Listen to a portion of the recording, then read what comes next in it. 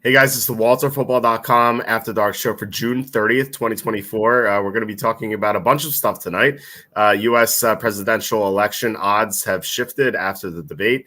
We're going to talk about a game that Tom likes a lot in week one. He's going to try to sell me on it. I know what the game is. I just don't know how he's going to sell me on it. So maybe you guys can provide feedback for that as well. Minwoo Lee hedge potentially. We bet Minwoo Lee for the Rocket Mortgage Classic that's going on this weekend. Heading into round 4, he's 3 strokes back. So we're going to look at those odds, and also Game of Thrones rewatch season 3, episodes 7 and 8. That is one episode before the Reigns of Castamere. So looking forward to that as well. And we're going to get into a lot more, as you can imagine. We always have these long shows that are very fun with Quaggy here. Before we intro him, please hit like, subscribe, comment below, share this video. Visit the link in the description for the merch store. As you can see on the screen here, there are a bunch of shirts here. And I don't know if you guys can see this right now. I am wearing a Biden pooped his pants t-shirt, which you can get on the merch store right here. Actually, I was walking my dog, and like some lady who lives on she lives like sort of across the street from me. She's like 50-ish. She saw me walking the dog, and she looked at my shirt and she read it. She's like, Biden pooped his pants, and she started laughing. She was like, that's funny. So yeah, you can get that sort of reaction if you want. I imagine some people will be angry as well, but it comes with the territory, and it's always nice to know who your friends are and who your enemies are. So you can get all that as well. Also, by the way, this is the last day of June, which means July is upon us, and that means August is right around the corner. So August is Gluttony Month. You can get your Gluttony t-shirt here as well as the other 6 deadly sins. In addition to Pride, we don't have a Pride shirt, but the other 6 deadly sins are available here. Also, consider super chats and super stickers. Those help us out a lot. We make nothing on YouTube ads, but the super chats, super stickers have been so helpful recently. We had a contribution from Slew on what was it, Thursday? We had John Sanders 5 days in a row. Before that, we had Kevin Kovac with $30 worth of super stickers earlier in the week, and Degeneron Germ. Like, you guys have been so awesome. So any continued support would be really appreciated, because, like I said, we make no money on YouTube ads. So that really keeps the show going. Also, you can buy my book on Amazon. It is The Jerks of the College Years, and it's right here, and it's like Jerks of the Week. If you like Jerks of the Week, you'll like Jerks of the College Years. I spent 6 years at Penn State, and these are all my stories. So, Tom can vouch for some of these weirdos that I featured in the book. So that is buying that book would be helpful as well. Also, leave any comments, questions. We'll get to everything. Doesn't have to be about the subject matter at all. We'll answer everything, but super chat, super stickers will get priority. So our guest tonight, after last week's hiatus, I'm looking forward to the show. Quacky T, Tom, how's it going? Walter, here we are again, man. And I'll tell you what, you said I could vouch. Are you saying I could vouch for these people, or do you mean vouch that I know them, that they are indeed real? vouch that the stories are true. I know. I'm just messing with you. Hey, man, it's good to be back on after a week off. We've got a lot to discuss. Holy cow! I mean, we've got a long-standing history of cutting out the foolishness on this, and getting down to business here on the show. So let's get right to it. So for those of you, probably many of you know the regular viewers, that Walter and I, this will be our 3rd year this season doing a joint entry in the Westgate Super Contest. So one thing that we like to do, and it makes sense, as Walter has taught me, with the Thursday night games, if you're going to take a Thursday night game, then you have to submit the card early. It's I think it's Wednesday night, is it, Walter? It's like Thursday at noon. You have to do it. Right. And the disadvantage, just to kind of put this out there for the layman, is that you have to submit your picks for, Sunday and later in the week, when, you have 3 days for something to happen that could maybe change, your mind, like an injury or something like that. But I contend, because in week 1, for the love of everything that is sacred, this is coming from a lifelong Green Bay Packers fan. Take the Eagles, man. I mean, this is the Quacky Y2K pick of the year, because it's called the Y2K pick because it's as big as Y2K. I'm telling you, Walter.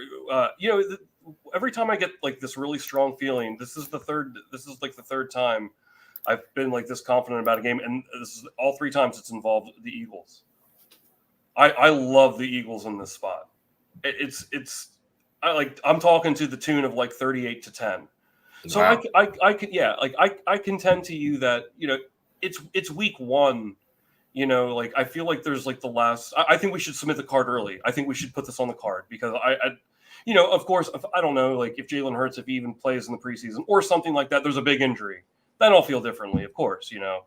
So barring like some sort of injury in the preseason, I think like take the Eagles -9.5, like take them -6.5. I really think this is going to be just, and mostly because based off how their respective seasons ended last year. There's just no way, and also give me the more experienced team doing an abroad travel too to boot. So I think we should put it on the card. I'm incredibly confident in this game as things stand now.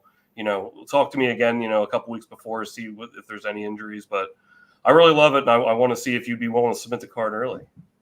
Well, if you're going to submit a card early, I think week 1 makes the most sense because you're going to have the fewest injuries. Now, there are circumstances where things change. Like a couple of years ago, it was the Packers-Vikings game.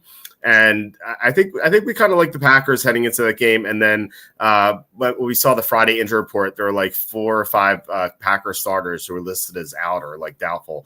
And then suddenly, like I changed my pick to Minnesota, and like Minnesota just destroyed Green Bay. So that was almost like a free square. But you're not going to get that too often in week 1. So like I said, you know, if you're going to submit early, week 1 makes the most sense. And yeah, we have the most time to analyze these games, obviously, because you know we have all summer. So. Yeah, I mean, if we're going to do it, sure. It makes a lot of sense. And I do like the Eagles in the spot. I think they're the better team. I think this line should be -3. If it was 3, I'd think about it. Even 3.5, I'd be worried about it. But -3, I still think I would like the Eagles. There is that travel factor with Green Bay's coach, Matt LaFleur. Remember, he went to London and he couldn't. He missed meetings on his own just because he got screwed up with like the time difference. And I know like Brazil is not that much of a time difference, but still it's like international travel. It could screw him up. So there's at least some bad history here with LaFleur traveling quote unquote overseas. Yeah, I mean the Eagles are the better team. I think I do like Green Bay though. You know, for the season, I think me too. Yeah. I think they're a good team. I just think the Eagles are potentially the best team in the NFC, maybe the entire NFL. So yeah, I'm on board with the Eagles. If you feel that strongly about it, I'm more than willing to submit the card week 1. Oh, okay, nice. Well, that's music to my ears then, huh? Well, but I want you to kind of get. I want you to get on my level too. Like, I think I could convince you to like it as much as I'm telling you. Like this is a perfect case of like, I mean, Green Bay stock is high right now, and the Eagles is not. Like, look at how badly like the Eagles see. That was the most pathetic playoff performance I've like maybe ever seen. That Eagles game last year, and I take no pleasure in saying that. I followed the Eagles forever, but I think their stock is. I mean, this is a team that went to the Super Bowl 2 years ago. They started the season 11-1, and they fell apart at the end. Like they're a really good team. They have like their defensive issues. You know, like they did something about that. And now they have Saquon Barkley, and yeah, like I think Green Bay is going to be really good too. I think they could probably be like 12-5, and also like look at like Green Bay in like the Rodgers era. They never win week 1. Take it from me, they never win in week 1. Actually, I think that's not true. I think no, I'm telling you, they never win the game. The big games. Okay. If you have stats, you might be able to prove me wrong with stats, but I'm telling you, like teams like. I remember like they can't beat the superior teams in week 1. They never do it. They never do it in the Rodgers era. So like Jordan, I mean, I like Jordan Love. I'm just telling you, I'm so sure about this. There's no way that the score isn't going to be like 35-14 or something. There's no way. I just don't see it. Matt LaFleur became coach in 2019. So I'm gonna pull this up. We'll see. Who's right? So here we go. We can easily look this up thanks to Killer Sports. So season is greater than 2018. So Packers equal and week 1 and season is greater than 2018. We have they're 3-2 straight up, 3-2 against the spread. Due since 2008. Well, I mean, it's a different era now. I don't like what is 2008 going to do. I'll still punch it in. They're 10-5 straight up, 8-7 against the Really, spread. I'm surprised they never. Let's look at the teams they lost to. They're all like good contenders. 49ers. Unfortunately, I can't. Oh, it doesn't do that. Okay.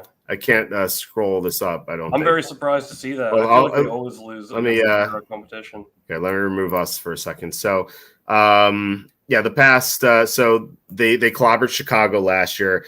They got destroyed by Minnesota 2 years ago. But remember, I just brought that game up. They were missing so many players in that game. Yeah. They got destroyed by the Saints, and that was a weird. Yeah.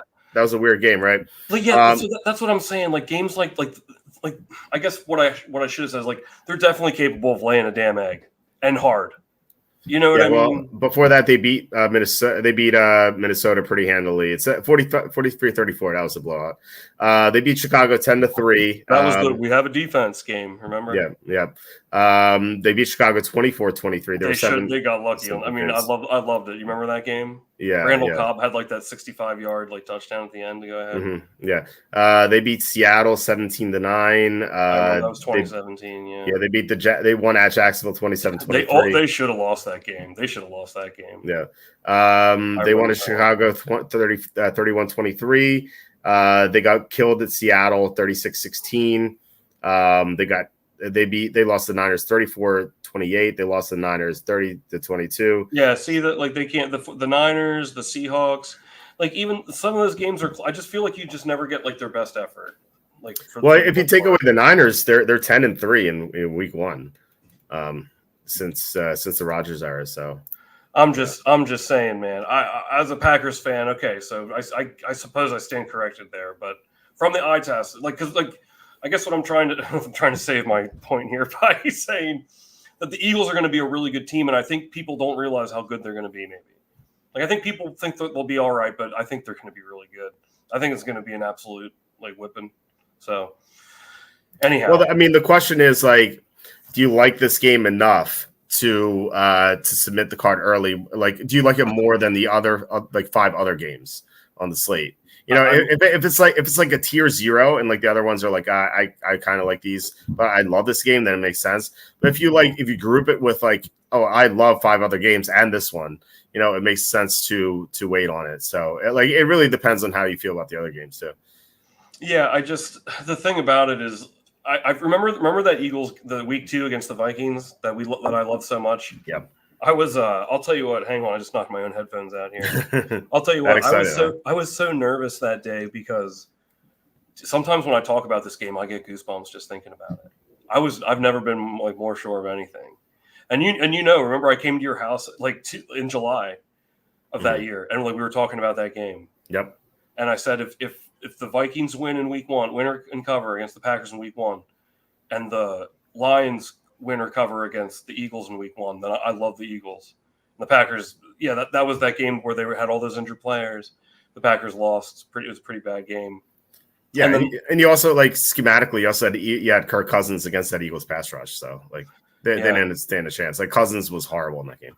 Yeah, I remember how. Let's bring it into this. How often do you have do you ever get nervous when you put out a really big, I guess a play of the month, or have you ever had a play so big you get nervous? What if I'm wrong?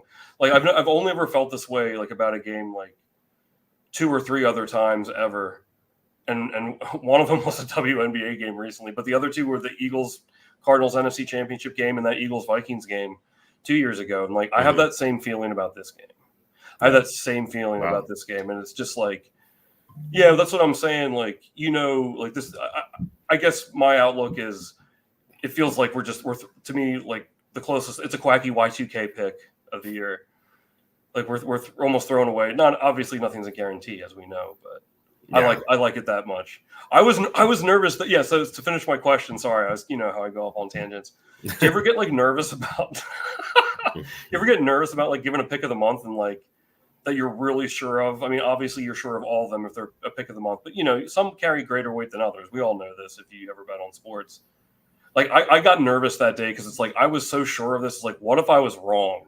That would suck. And obviously we're going to be wrong about picks all the time, but some feel differently than others, So what do you have experiences like that? When I give it out, no. Like I feel pretty confident about it. Like if I'm nervous about it, then I'm not gonna feel confident enough to give it to make it my pick of the month.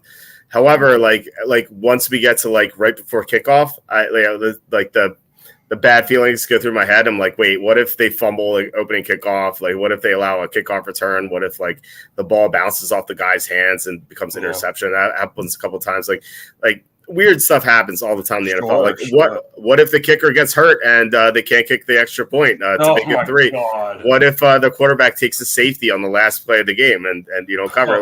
Weird stuff happens and you lose games you probably should win, and vice versa. Sometimes you get lucky, but no. When I like I said, when I give out my pick, I'm not nervous. But then as like the ball kicks off, I'm like, crap. Well, what if all this stuff happens? And then I kind of like expect like the worst to happen. Just because like I remember all these bad instances, but generally like the picks of the month have been successful over the years. Like I think we're like 62% with them lifetime. So like generally they're pretty good, but I always like I'm always thinking like, man, how do I get screwed over this time? Right, for sure. But like I guess. And I definitely share your sentiment when it comes to that. But I guess like because there are some of your picks of the month like over the 20 years I've been reading them, like and for many of those years discussing them with you, where it's like someone was like like I know, and then sometimes you put out a pick of them, I'm like like okay, like maybe it could happen, but like they're like I guess what I'm saying like even though like I'm still confident in it. Like, like you have like tiers of like how strong you feel. Like you might really like something. And then there's like the next tier of, I don't know. That's how I feel about this one. But that Eagles, the Cardinals over the Eagles, what were they +4? Oh my God, dude. That was the best game ever. I know we've talked about it 1,000 times, but that game and then the Eagles again against the Vikings a couple years ago. I think this is going to be that game. So I hope I think that Eagles Vikings game was the most confident I've ever felt in a game. That was my pick of the month, and the fact that we both discussed it at length for months, like it's something we had targeted for a long time, and also it was a great matchup. Like it just seemed like everything was in line for it. And they were all over Justin Jefferson's nuts like all week too. Yeah. It's like it's a perfect setup. It's a perfect setup. Exactly. So I'm glad you feel that strongly about this game. I mean I don't. It's probably like my number 6 or 7 game right now. Like I do like the Eagles. I don't think they're going to make my card. I just like so many other games more in week 1. That it just I can't believe I'm hearing this. That's okay. I'm just I'm really surprised to hear this. Really? I just think that there are so many other better games. I don't really. I mean, no, there are other games that I like too, and I think we're on the same page with a lot of them. But like Tennessee +4.5. Oh yeah, that seems too. The only thing that scares me about that is it seems too easy. Like the contrarian me is coming out, but that's the only reason why. Because that seems because the Titans seem incredibly easy to me. The public's to be on Chicago though. Like, are you serious? Of course, they're the public hype team of week 1. Everyone's going to be at Chicago's nuts because they have Caleb Williams, they Keenan Allen. Like this team almost made the playoffs last year. Now they're so much better. Well, and then I love Tennessee too. I'm surprised I didn't realize it was going to be like that because to me Tennessee seems so obvious that I feel like I'm the sucker. That's where I am on that. I'd be shocked if like public's not like 70-30 Chicago here, and it's a small number. It's not like 6 or 7. Like it's 4.5. It's just. It seems easy for the public, I think. The public think it's easy for them to take the Bears? Oh yeah. I'm so surprised to hear this. I think Tennessee looks public. So I mean, public data's not out yet, unfortunately. But I mean, like every year there's 1 or 2 teams in week 1 that are like the public darlings. Like everyone loves them. Everyone wants to bet on them. They just get so much hype heading into the year. Last year was Chicago too. Like a lot of people, like they fell in love with what they saw with Justin Fields at the end of 2022, with like all of his great fantasy performances. And like he ran for 100 yards in so many games. Like people like there's so much hype with Fields, and Chicago just laid an egg against Green Bay. Like it wasn't even close. Like that was the fade the public hype team in week 1. Again, Chicago's once again the public hype team this year. There might be another. We'll talk about But I know teams, people, the public loves Chicago right now, and I just think there's such an easy fade. Tennessee's like not bad. I think people think Tennessee is one of the worst teams in the NFL. That's not true. They added so much defensive talent. They upgraded their offensive line. They got Calvin Ridley. They have good running backs. Like Will Levis is really the only question mark, and I guess the coaching staff too. And I like it too even more. Sorry, let me just interject real quick, Walter. I'm sorry. Is that I think people are going to be down on them because of obviously Derrick Henry's not there anymore. Like, oh, they're like now they suck. They're terrible. Like it's so much. Yeah. To me, it's an obvious fade. But I thought, especially if the public's on, especially if the public's on the Bears. I love Tennessee here. Well, ironically, I feel like they're going to have a better running game. Derrick Henry kind of looked washed up last year. He was getting like 10, 12 carries in most games. And they have Tony Pollard now to go with Tajay Spears, who I like.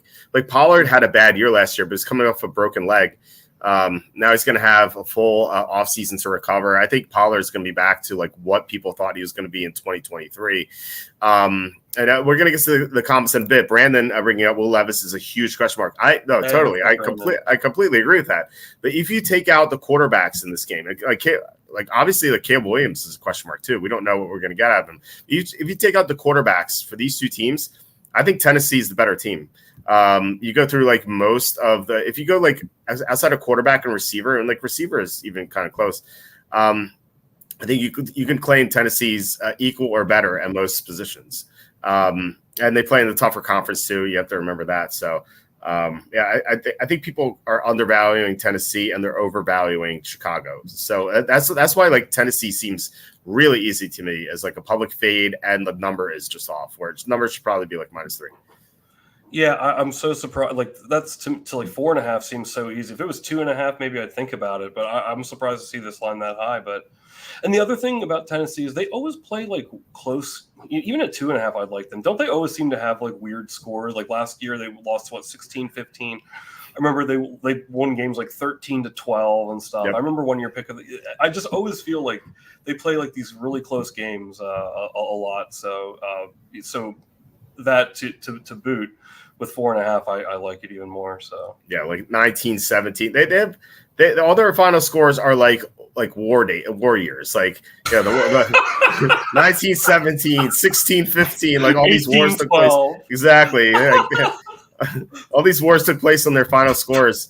No, like Mike Vrabel's not there anymore. Took place on. You get like a history lesson with right. You should. That'd be pretty funny. Yeah. You can go through the schedule, go through the results, and be like, hey, this war took place here. This battle took place here.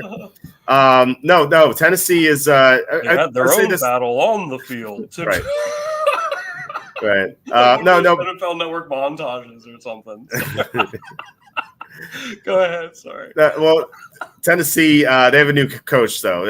Mike Vrabel's not there anymore, so like that may change. Which I said, like also their coaching staff's also a question mark. Which I usually don't like to bet new coach plus new quarterback in week 1. I think that's that could be a trap. But Tennessee's not. They don't have a new quarterback. He's fairly new. Will Levis, like as Brandon said, he's a huge question mark.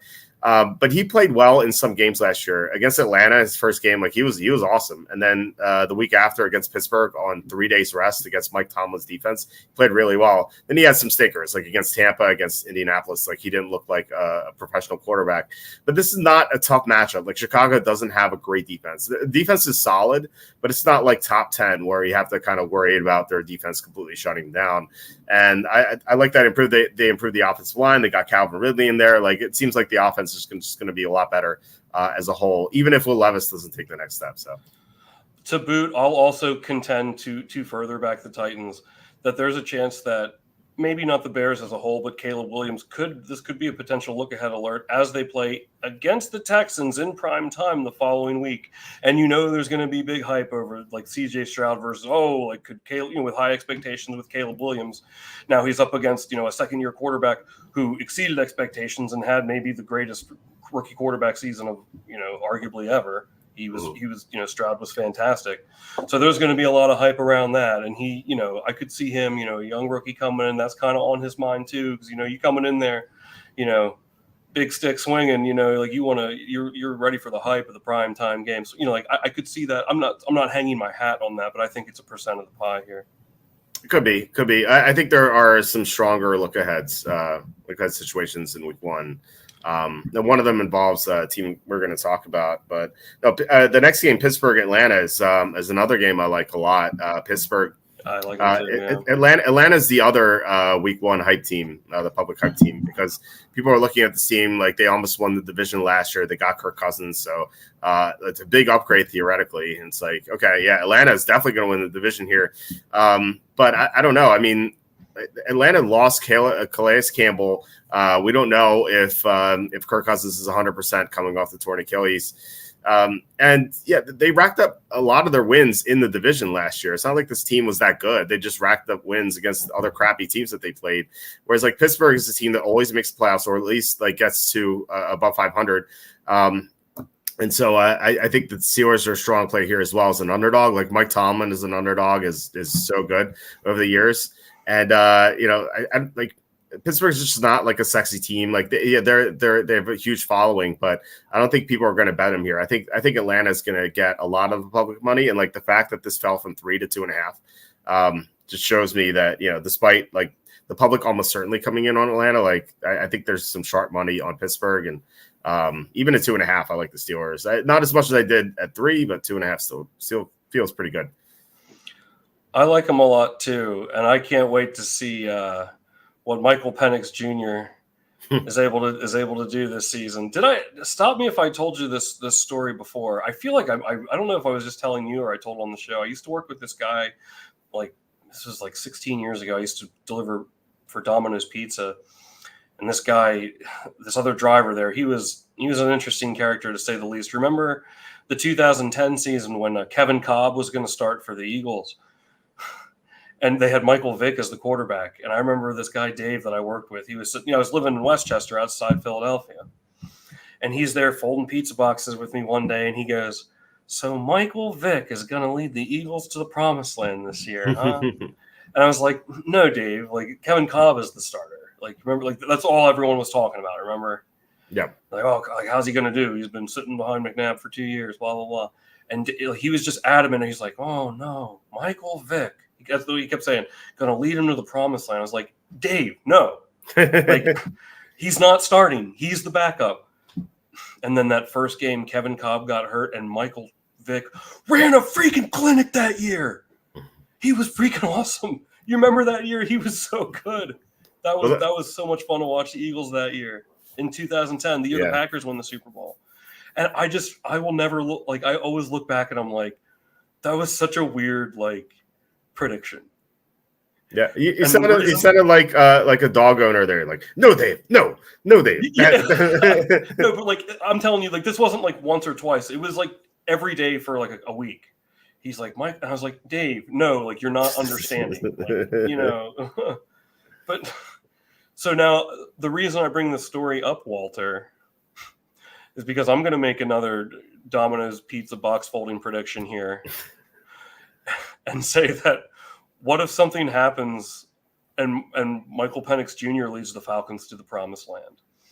And let me just segue into my pitch here that I don't think Michael Penix Jr.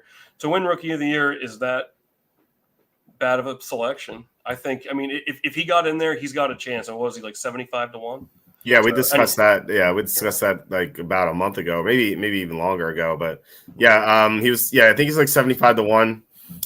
Which I think is pretty decent, because if they drafted Penix because like Kirk Cousins is not looking good and they think he's a sunk cost, I think there's a legit chance that he starts in week 1. So I could definitely see it. I think that's an interesting bet. The 75 to 1 is great value. If it was announced tomorrow that like Cousins is like out for the year, and Penix is going to start, his odds would be like 8 to 1, something like that. Yeah. You're getting a great number if you think that there's something wrong with Cousins, which there could be. And it's not necessarily that I think there is, but it's like it's the Falcons, man. Like you never know. Like why did they get him in the first place, huh? Like that's why I think there's more value to that number. Mm-hmm. Like there's something, and you never know what you're going to get with them sometimes. Yep. So it's like, do they have something? And because of that, I think that adds even more value. But anyhow, shout out to the Quacky VIPs in here, Carmen, Evie, and Brandon. Appreciate you coming by to talk Game of Thrones. Let's get some comments here before we get to the other games I like. Patrick says, as Dave Smith said, we know the worst debate performance of all time as a few nights ago. Now the question is, who was second worst? That was quite the performance. We'll get to the odds in a bit, but they've shifted dramatically after that debacle. Or debacleation, if you want to call it that. Evie says hello. Thank you for joining us, Evie. Patrick says, quick recommendation: Elden Ring just came out with a new DLC, and it is amazing. One of the best games ever made. Similar exploration like new Zelda games, super challenging, written by George R. Martin. Nice. A buddy of mine was just telling me. I mean, I know of the game, just from lore and whatnot. I know it's popular. My buddy was just telling me literally 2 days ago, Patrick, to check it out. So maybe I will now. This is 2 recommendations. I have been harping on Rocket League here for a while, but maybe I'll try it. So awesome. Yeah. What system is it on? Do you know? I'm not sure. I just have PC. Oh, okay. Yeah, I have PS4 and Switch. So I don't know. I'm almost through Zelda Tears of the Kingdom after 2 years of playing it. I'm almost through. Now, if I had time to play video games, I definitely would have gone through it earlier. I don't play at all during the season, but yeah, I mean, I'm trying to complete like everything in this game, like all the side quests, like killing all the Gleeoks, the dragons, finding all the stupid wells. Like I found 50 out of 58 wells in this stupid world. And like, I don't know, it's like I find myself thinking like, why am I doing this? Why am I finding these dumb wells? Like, how's this going to impact my life? But then I'm so close to finishing that I just like have to do it. So I'm getting through that and I need something else to play. But I actually have a bunch of games I haven't played yet that I own. Just like people bought them for me for like Christmas or my birthday. And my birthday is also coming up too, so I'm sure I'll get new games. So I have to get through them to like even think about Elden Ring, but maybe someone will get that for me too for my birthday. We'll see. Hint. I'm just okay. Instead of you, okay, I'll buy you Elden Ring for your birthday. Hey, can you put that down? I can't see you. Oh, for a second. Yeah. Sorry, Patrick. It's weird not seeing Walt. Okay, you watch the WNBA game for my birthday, and I'll buy you Elden Ring. How's that sound? That seems so lopsided. Thanks, but I feel like I'm getting away with like the best here. No, that'd be awesome. No, I mean, that wasn't even a hint. I'm just saying that like I have so many games. I know. I'm just like someone might watch this and like my wife watches occasionally, my parents watch occasionally. Like maybe they'll see that like, oh, let me get Elden Ring for Walt. So it could be possible. Like what if my parents and my sister and my wife all get the same game for me? Like that could like potentially happen. So I'm gonna say that like if any of you guys are listening, don't get this game for me. I'll just get it myself, just because we might get like triplicate presents here. I mean, my birthday's in a month. Yeah, then you can sell your copies on the black market, huh? Or just why the black market? I guess. I guess. Just go. You mean go for it or don't? Go big or home. Go home. Sell on the dark web, man. I could just go to GameStop, which we own a small percentage of, and that's true. That's true. Yeah, I'll tell you what. I think like 2 more weeks, man. That's all I'm gonna say. Yeah. Those July. I think something's gonna happen in a couple weeks. It's starting to. It's brewing. Yeah. We've hit a little support here, and it's gonna.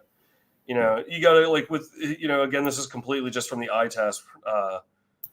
Talking about GameStop's stock, if I didn't say that already, but like it's kind of like chilling. It's moving a little bit, and like, people forget so easily. Like obviously, there's people watching it every day. There's a ton of people that hold it, obviously, but the people that jump in when they just see it, when they see it starts bumping a little bit. They're gonna forget about it, and then all of a sudden, like I'm telling you, like I think 2 weeks we're gonna see it hit something big again, like we did like a month ago or a few weeks ago. Yeah, it's one of those major FOMO stocks. So like when it gets going, like people are like, oh, why didn't I buy? I always say, I always bring that up. I'm like, hey, did you see GameStop today? And whoever I'm talking to, they're like, wait, should I buy now? And like I'm like, the price is $40. It was $20 last week. Like you should have bought last week, not now. That like applies so much. Like I talked about a FOMO with Kenny on Monday. Like we're talking about fantasy football. Like FOMO is like so dangerous. You can get screwed in so many ways, and like that's really like the main way you can lose in investing. But you don't want to get into FOMO. But like right now, it's like $24, 24.50 or something. It is. I mean, it has some support down here. It's been like the lowest I've seen it is like 20, like high 23s. But yeah, there have been so many July 19 call options being bought that like they have to be hedged for at some point. So I feel like there's going to be a run up. I agree. In like a couple of weeks, I think the stock's going to go to like 40, 50, maybe even higher. I just don't know. Like it'd be funny if they dilute again and they had like 6 billion instead of 4 billion. It's like eventually it's like what are you gonna do with this money? But I know like Ryan Cohen, the CEO, has been authorized to invest on the money he has, kind of like Warren Buffett with Berkshire Hathaway. And I've heard that like people are like 30, 40 years from now, people are going to be looking at GameStop as like the next Berkshire Hathaway. It's like, wait, I should have got in like so long ago. And like Ryan Cohen's just turned it into like a behemoth. It's not even a video game store anymore. It's just like an investment company. So it's like they have like 2 stores and it's like Ryan Cohen just like trading on like the billions he has to like raise money. It's insane. It's like 2 stores. It's more than that, but no, I'm saying like 30, 40 years from now. I'm saying like I don't know. They'll have their online store and so on. But GameStop will be the new Bitcoin, bro. I mean, it's my favorite stock. It's the only stock I own right now. So yeah, same here. I just sell cover calls on it every week and just make money. It's great. Yeah, I'm not quite that many shares, but I'm starting to get up there. Yeah, but I came out okay because I bought literally the day before it skyrocketed. I had great timing. I don't know what it is, but as you know, I've had just really impeccable timing a lot of the time with these meme stocks over the last few years. But that like I bought, I think I got like 40 shares, and then it went from like 30 to 60. Mm-hmm. So like I think maybe I had like 50, and I got out, and then it went back down, and now I'm back in for more than 50 shares. So yeah, but so I'm ready for it to do another. I think it's going to pretty soon.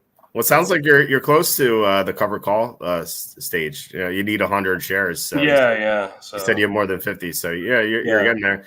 Well, the best is like if it does a split again, like another 4-for-1 split. If it goes like super high, it does another 4-for-1 split. Like suddenly, say hypothetically you get to like 300 shares. Like suddenly you'll have 1,200 shares, and you'll be able to write 12. You'll be able to sell 12 cover calls instead of 3. Like think about how powerful that is. Like you'll make so much more money every week. Just based right, but won't the price isn't if they did another split, wouldn't that dilute it though? And then only cause it to go down, or am I thinking the wrong thing here? Oh yeah, definitely. The price would be cut. It would be divided by 4. Say the price went to 200, it'd be 50 again. But I'm just talking about selling covered calls. It doesn't matter what the price is. Like you'll sell covered calls for the same amount of money. Oh, I see what you're. Okay, I see what you're saying. Right, you'll just have more contracts to sell. It's incredible. Like I was thinking about that with like Nvidia. Nvidia did a 10-for-1 stock split. I'm like, what if someone had 1,000 shares already and they have 10,000 shares instead of selling 10 cover calls each week, they're selling 100 cover calls each week.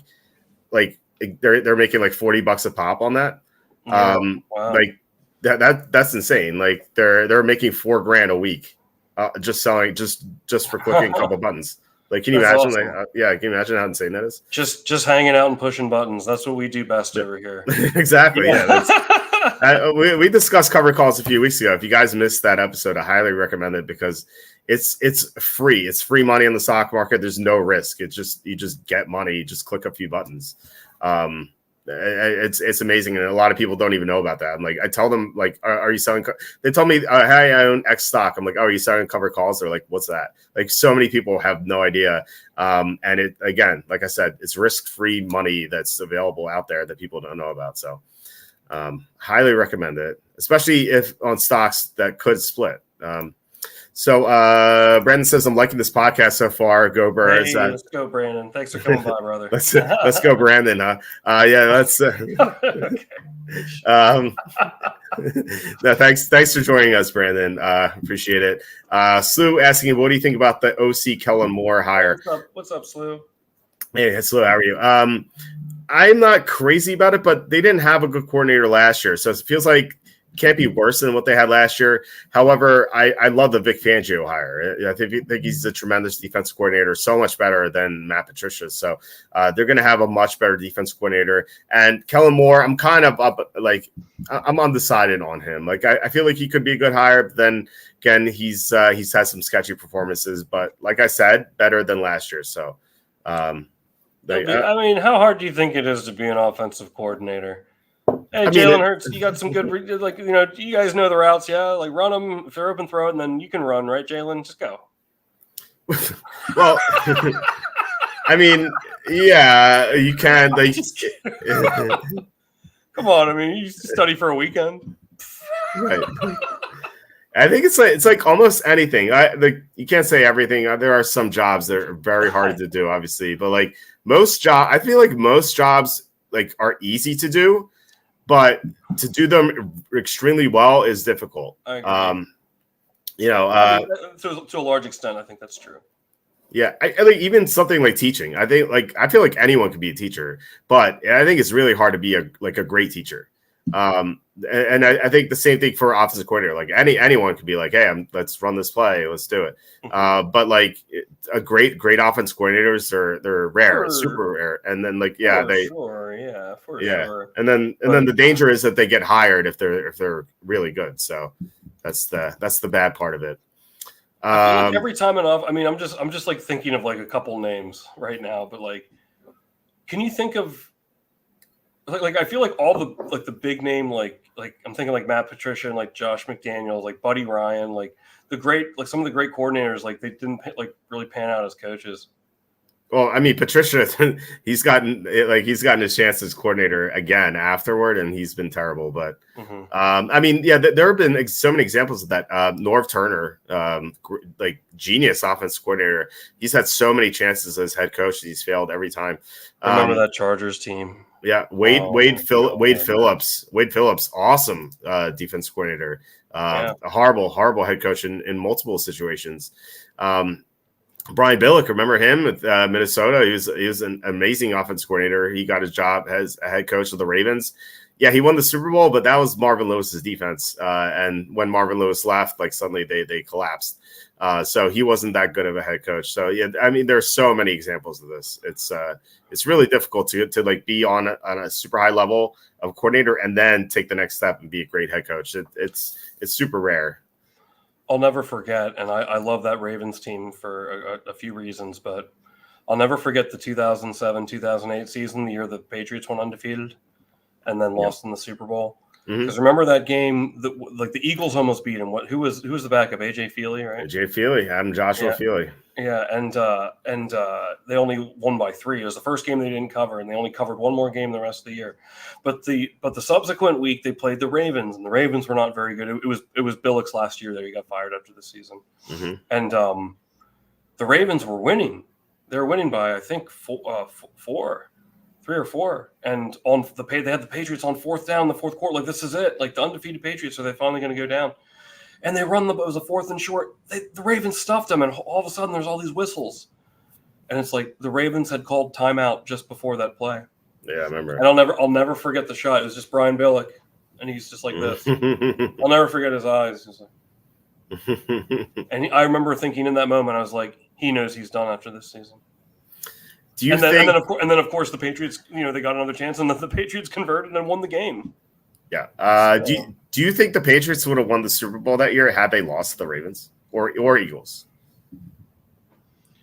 Yeah, I mean, okay. I mean, it's hard to say yes or no because it didn't happen, but I definitely think the chance is greater. It's like you got to get one. You got to get one out almost. The focus became like finishing like that undefeated season as opposed to winning the Super Bowl. Do you know what I mean? and the focus was on that. And you know, because I remember that season better than any season I've ever watched, and I've been watching for a long time now, as we well know. But like, I don't know that season, because I remember the Packers. I remember thinking maybe Green Bay, like it'll be Favre's last year, and he'll ride off into the sunset, beating the undefeated Patriots. But I have a feeling just because it's the Packers, like the Patriots might have ran a clinic on them. I don't know, but I was so glad when the Giants beat him, and not because I'm like a Patriots hater necessarily. I mean, I do have my opinion on like the Brady and like, you know, on the Brady, you know, opinions, but you know, and the Brady goat conversation, I guess. But I wasn't like, oh, stick it to like the Patriots, as a lot of people are. But I just didn't want to see him do it. And this is bringing it full circle to our conversation a few weeks ago about why Eli Manning should be in the Hall of Fame. I don't care if he didn't. I don't care if he threw 0 for 30, man. He was the quarterback of the team that beat that team. That's awesome, man. That was so great. That's not good enough. Who caught the game-winning touchdown pass for the Giants? It was Plexico Burress. Yeah. I watched. Okay, let me tell you something. I was blown away by this. I was watching like one of those like top 10 like NFL films, like top 10 forgotten moments, NFL playoff moments, and you know they have like 3 different like talking heads from like ESPN or whatever, and they're like, oh, and they're weighing in on whatever the play is. And one of them was like one of the most forgotten plays was that Plexico Burress caught that touchdown pass to win that Super Bowl, and the talking like. Oh, that was Plexico Burress. Like I never remember that. All I remember is the helmet catch. It's like, really? How could you not remember that, you freaking idiots? What the hell is the matter with you? That's like Plexico Burress was a great. I remember when he shot himself in the leg. Sorry, I shouldn't laugh at that, but like, yeah, they violated his 6th Amendment rights during that trial. Also 2nd Amendment rights, but I feel like he should have sued New York and really gotten off, but I think he had a bad lawyer. Anyway, no, I'm really surprised that people don't know that. I couldn't believe that it was on there. Like, how do you not remember that? I remember that so well. I remember Burress's reaction afterwards. Like, he was in tears. It was really something to behold. Like, because he had been injured, and he was like, I've been trying like all season to get better, and like he just kind of broke. I was like, wow, it was a really powerful moment in sports. Mm-hmm. To watch live, like in my lifetime, you know. So yep. Okay, so Carmen, hey Carmen, thanks for joining us. It says, Brandon, what are you doing here? So I take Brandon's from your show. Indeed. Yeah, the Seahawks game guys coming out. It says Brandon says the Seahawks game was the turning of the tide for us last year. Wow. That Monday night game where they lost to Drew Lock. The Eagles had a habit of allowing bad quarterbacks to look like great quarterbacks last year. Remember, like Sam Howell looked like amazing in 2 games, and then people assumed the same thing would happen. Like Sam Howell would play the exact same way against Dallas. Remember that Thanksgiving game? Everyone is like the public was pounding Washington as an. I remember that. Yeah, I took that. Right, I'm like, wait, like. Why would Sam Howell play well here? Like the Eagles' defense sucks. Dallas's defense has a great pass rush. Like they're gonna make Sam Howell's life a living nightmare, and like that's exactly what happened. But yeah, the Eagles couldn't stop any quarterbacks, but they did a great job this offseason of upgrading their defense. So, hey, you said that last year they lost to the Seahawks and Drew Lock. Yeah, the Eagles. Yeah, Drew Lock, right? Drew Lock. Yeah, Drew Lock. Yeah. All right, well, I got a lock for you. Take the Eagles week 1. Very nice. Nice. I'm telling you. Now, with that, how can this lose now? Exactly. With the slinging the dad jokes. All right, let's keep it moving here. Sue says, just hope the new Titans head coach. We have a. He says, just hope the new Titans head coach starts the season like the Bungles have recently under their current regime. Doesn't start. He means. I mean, the Bengals have a habit of starting slowly. That might be a Joe Burrow thing. I don't know why. There's some teams that start poorly. There's some teams that start great. The Bengals weeks 1 and 2 have been awful. That is a good point. We just don't know. It is like there could be so many factors with that. So I'm not too concerned about that, but it is an unknown at the very least. Brandon says, feels like Tennessee will be throwing at least twice as much as last year. Should be interesting to see him fully develop. truly developed. Yeah, I agree. They're going to throw a lot more. They have their pass catching backs. They really there's no reason not to throw more. So yeah, I'm looking forward to it. I think that he'll do well against bad defenses, and he'll probably struggle against good defenses, just like any young quarterback. But we'll see. Nick here, he says, y'all think Min Woo got it tomorrow? We'll jump to this and then get back to the week one football. We have Min Woo, Mr. Min Woo Lee here at what number did I get him at? 21-1, I think. He currently is 3 strokes back. He's tied for 7th. He had 6 under today. And if this tracks, then he'll be 1 shy of the leaders, Akshay Bhatia and Aaron Rai. But it is, I mean, it's going to be a long day tomorrow. A lot can happen. He's 4.5% to win, according to Data Golf.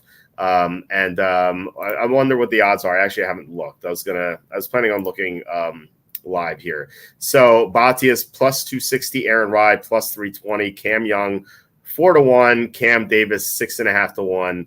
Then we go to Eric Van Rooyen 14-1, Sam Stevens 16-1, Min Woo Lee's 20-1. So he's basically where we got him at, so unchanged.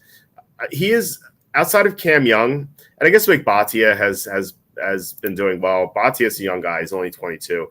Cam Young and Bhatia here are 2 really talented golfers, but Min Woo Lee's talent is through the roof, and you could argue that Min Woo Lee is the most talented golfer in this tournament. Tom Kim's there too, I think. Tom Kim, I don't know what happened to him; he missed the cut.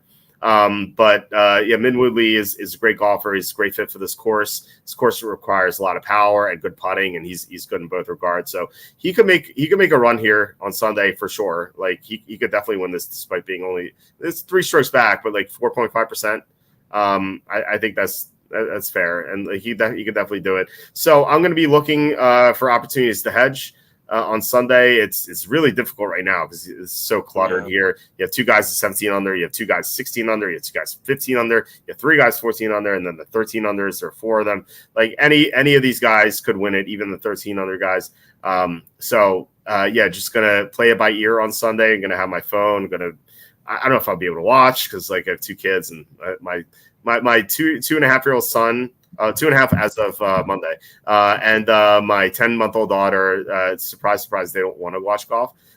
So they'd rather play with soapy water outside, and my son dunks his Mario toys in the soap water, and and then my daughter tries to get them, and then he pulls them away from her, and then I yell at my son, I'm like, hey, if you take something away from Lily, give something back to her, and then he'll throw her a toy he doesn't want. And this is it's a lot of fun, but I don't exactly get to keep track of golf live, so it's sometimes difficult to hedge.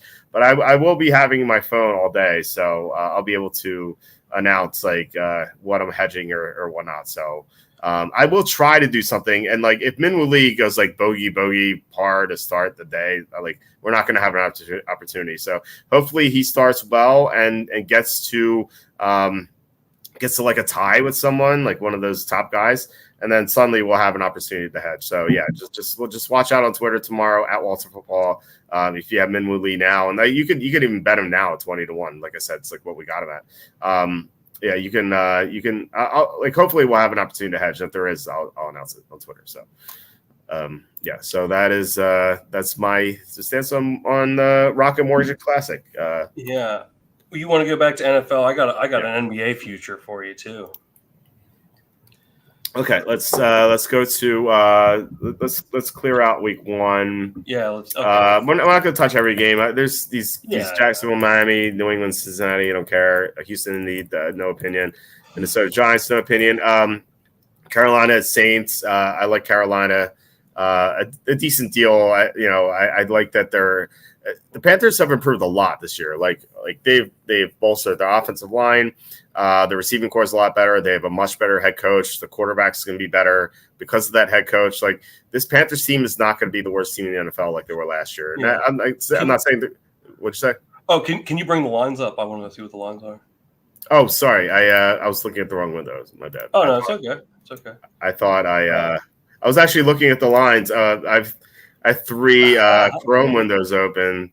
So yeah, here we go. Yeah, I like Carolina too, man. Yes. So, yeah, I mean, they're not the worst team in the NFL anymore. They've made a lot of upgrades. I'm not saying they're going to make the playoffs, but they're going to be very competitive. And who knows? If Atlanta slips up, they could win the division. The Saints are nothing special. I think these teams are even. So I think this line should be 2.5, 3. And so, yeah, 4.5 is it's an outstanding number. And like Carolina Saints, like they always play close games. Carolina's gotten the better of the Saints for the most part in these early matchups. So if you're interested into like divisional history, like it favors Carolina here. So just so many opportunities here. And like Derek Carr, is he going to cover 4.5? Like it doesn't seem to be like one of these quarterbacks who covers high spreads often. So Carolina to me looks like a great play for week 1. Dude, give me the Washington football team. What? Give me the Washington football team week 1. Week 1. My concern here is you have new quarterback plus new coach. That's the only reason I'm kind of hesitant on Washington. I want to fade Tampa, but Tampa has way more experience, and it could be really hot in Tampa too. Don't forget that. So I'm not. I like Washington. I don't think I'm going to bet them though, unless like we get some weird injury news or something. But I just think they're like new quarterback plus new head coach. Like I said, I don't want to touch it. All right, give me the Denver Broncos. You like the Denver Broncos? No, I don't either. See, I'm doing the reverse. I want to find the teams you don't like and hear your argument for I'm trying to. What about? Okay. I think we've got a Cowboys fan on here. What about Dallas this first week? I think you were telling me you like the Browns, and I didn't really think much of this one, but I think if I recall, you were into the Browns here. Yeah, the Browns are better than the Cowboys. The Browns are now favored by 1.5, which is interesting because they were underdog. They were home dogs a few weeks ago when their schedule was released. It's more than a few weeks ago. It's like a month and a half ago when the schedule was released. They were like plus 1.5. Now they're minus 1.5. Looks like I would imagine that's sharp money. Like I can't imagine the public is like rushing to bet Cleveland in May and June. But yeah, I mean, Cleveland's a much better team. They have great defense. I think overall they're just better than Dallas, and I think Dallas is going to take a step backward this year. Yeah, I mean, I like the Browns a good deal. They could make the card for sure. Oh, really? You like it that much? Yeah. Okay. I think I like them as much as the Eagles. Oh, really? Yeah, but I'm not like as high on the Eagles as you are. Okay. Oh, yeah, that's right. I forgot. Not everyone thinks like me. Yeah. Thank God. Anyhow, let's see what else we got here.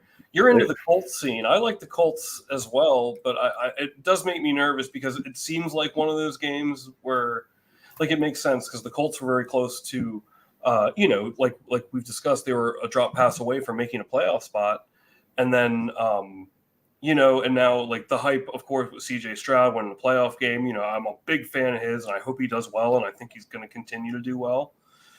But the hype over this, I like the Colts here mostly because of that, because I think everyone's going to be all over the Texans, and I'm like rather contrarian by nature, so I'm leaning towards the Colts, but I don't know. It seems scary. Like it could go up. Like I feel like this is one that could go either way too at the same time. Yeah, I think this is a coin flip game. I don't have any interest in either side. I think the hype is deserved with Houston. Like they were really impressive last year. CJ Stroud was amazing, and now he's going to have even better weapons and better blocking. So yeah, right. So why is the line 1.5? Why isn't it 3? And other than home, well, I know you don't buy into the home thing. No, the Colts are a good team. I imagine. If they made this line 3, I think the Sharps would pound the Colts plus 3. I don't think this books won a lot of money, like sharp money on Indianapolis at plus 3. But I do think Houston's going to be one of the heavier bet public teams in week 1. But that doesn't mean that they're not going to cover. Like the public is right sometimes. I think this number is fair. I think this number is like exactly where it should be. I mean, the thing, like if you think it's a coin flip game, I think it's going to be like 80% of the money on Houston. I can see that. Yeah, I can see So, that. But so that doesn't mean that Houston's not going to cover. Like public is right sometimes. Yeah. But it just seems like, and then they could win by 14. But like, it's Colts or nothing for me for sure. With like heavy public action, like that doesn't really mean much to me unless I think the public is wrong. Like I don't think the public will be wrong to bet Houston -1.5. Like Houston could legitimately be the best team in the NFL this year. Like they are up there. I think they're top 5 or top 6 in my power rankings. I have like Kansas City Eagles over them, Lions, but like by the end of the year, they could be Super Bowl champs. And, looking back, we're like, hey, why didn't we bet Houston -1.5? Like they would be lined at like -4.5 to close out the year because they're that good. Now, I do like Indianapolis a lot. I think they have a lot going for them, but I think Houston is better than them. So even if like the public is on Houston by a wide margin, that's not going to sway me at all. Okay. Yeah, I think. I mean, I want if I see the money on Houston, I'm going to be more inclined to take the Colts. But I don't know. Like for me, it's Colts or nothing there. I don't. Yeah, I'm torn. I'm legitimately torn on that game. I don't know. Maybe we'll have some injury news that may sway me in either way. But right now this is like one of the games on the slate where I'm like I have no interest in betting this at all. Give me the New York Giants. I mean, this is a disaster of a game. I have no interest in this one either. No, I don't. I have more interest in Arizona Buffalo. I like Arizona quite a bit. Slew brought this up the first time we discussed this game. The Buffalo plays Miami on Thursday after this game, so they're going to have a game against a divisional rival, like one of their hated rivals, 4 days after this one. They're huge favorites here against Arizona, a team they know nothing about. They play this team once every 4 years. They're big favorites. They're going to be coming into this game thinking, we could beat Arizona pretty easily. And Arizona at the end of last year, they were super competitive. They went into Pittsburgh, they dominated the Steelers. They went into Philly, they beat the Eagles. They almost beat the Texans. This team with Kyler Murray, when Kyler Murray came back, and he wasn't even 100% last year. They were putting up good fights against most teams, and I don't see like why Buffalo would necessarily beat them by more than a touchdown. I think this line should be a lot lower because Arizona is not that bad. In fact, their offense should be really good. I worry about their defense, but their offense is going to be explosive. And Buffalo is going to have to figure some things out with their receiving core. Like they have all brand new receivers. Josh Allen's going to have to develop chemistry with them. Like I can't imagine them playing in the preseason. If they do, it's only going to be a few drives. So this is a team that's going to have to build chemistry. And I think by the end of the year, they're going to be a lot better. But to start the season, I think they're going to go through some growing pains, I think. And I think Arizona's live to win this outright. Like I'm going to bet Arizona +7. I'm going to bet the money line a little bit. And Arizona is one of my favorite teams, one of my favorite picks in week 1. Really? Oh yeah. I think this is very close to being a coin flip for straight up. I'll argue that. I mean, because to me, this is a game that I wouldn't touch because I feel like remember that 2017 game, 49ers week 1, 49ers and Panthers. I like the Panthers +6 and like the 49ers ran train. Mm-hmm. I just feel like it could be like one of those too, and like that makes me nervous. I definitely your point's taken with the Thursday night like look ahead with Miami. That's going to be a very important game, especially in what I believe to be, and I'm sure many would agree with this. What's going to be the toughest, the division in the NFL, arguably. That's a really big game. So I definitely think there's a lot of merit to your point there, but I don't know Arizona like.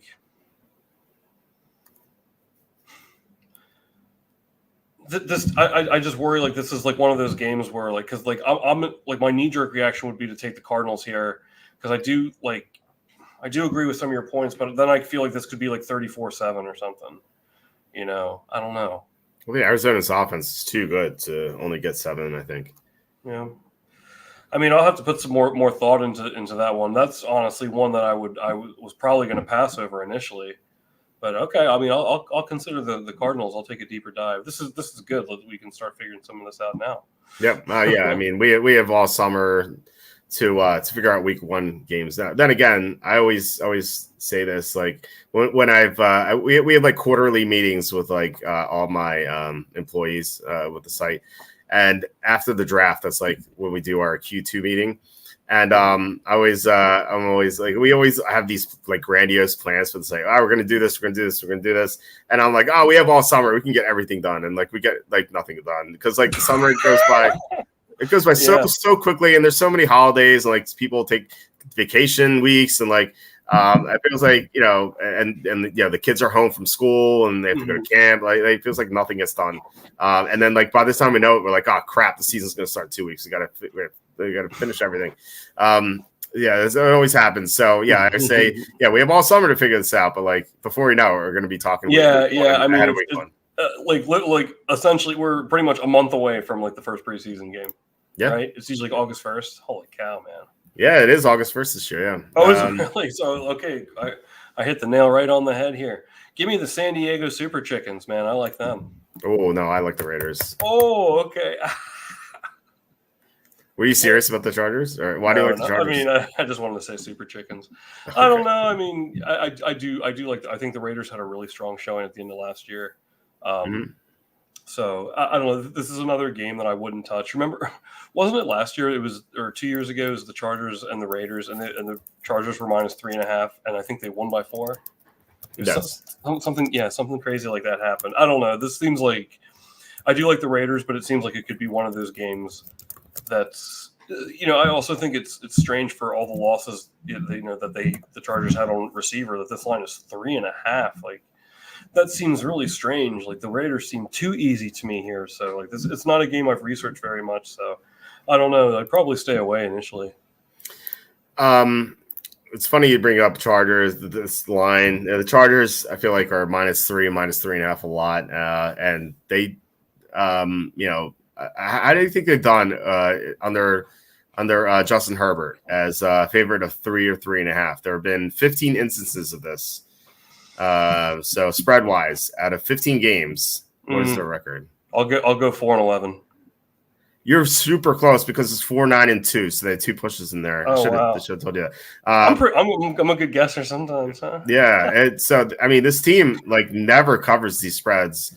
Now maybe it's good. I think it's going to change under Jim Harbaugh, and that gives me some pause here. If they had Brandon Staley still as their head coach, or you know another bozo like Anthony Lynn, like there's no way the Chargers would cover 3.5 like at home against a good team. Now, Jim Harbaugh is an unknown, even though, I mean, he's been in the NFL before. I just don't know how he's going to do the second time around, especially with the new team right away. But like that's what's holding me back here. But because like otherwise, I like the Raiders a lot. I think they have the better team. They have the better defense for sure. And I just like the way they're going right now. Whereas the Chargers, they're kind of like the Bills, where they're going to have to gel. They have a new receiving core. And so Justin Herbert's going to have to develop chemistry. I don't think he's ever played in the preseason aside from his rookie year. The Chargers are one of those teams that just don't believe in playing their starters at all. I think that the Raiders are the play, but I just think that like we just don't know what we're going to get out of Harbaugh. So that's my worry. Yeah, I don't know if I like the Raiders. I'm going to guess that they're going to be publicly backed. I usually don't like publicly backed dogs. So. Maybe. I don't know. I don't know how I feel about that. I think the Chargers might get some support from Harbaugh. Because, you know, Harbaugh he's coming off a national championship in Michigan. He's a known quantity. It's not like he's never coached the NFL before. I think. Right. I think people are a successful coach too. Oh yeah, he's great with the Niners. I think that people are going to talk themselves into to liking the Chargers eventually. And I don't know. I mean, the Raiders don't seem like a sexy team. They have an amazing defense, but it's not like who's like going to be who's going to be tripping over themselves to place bets on Gardner Minshew or Aiden O'Connell. I don't know. I just don't see it. But maybe you're right. I don't know. I'm kind of curious to see where the public comes in on this. Yeah, I am too. If it's probably one I'll stay away from. I mean, I like the Raiders too, but it seems too easy, and especially if they're publicly backed. I know we just said, but I mean, you know how I am. I would describe myself as rather contrarian. Yeah. In general. And I mean, and I know we do feel alike in a lot of regards, especially when it comes to handicapping here, but I don't know, that one seems too easy to me. Okay. I think I'll tell you what, I kind of like the 49ers because I think the Jets look too easy.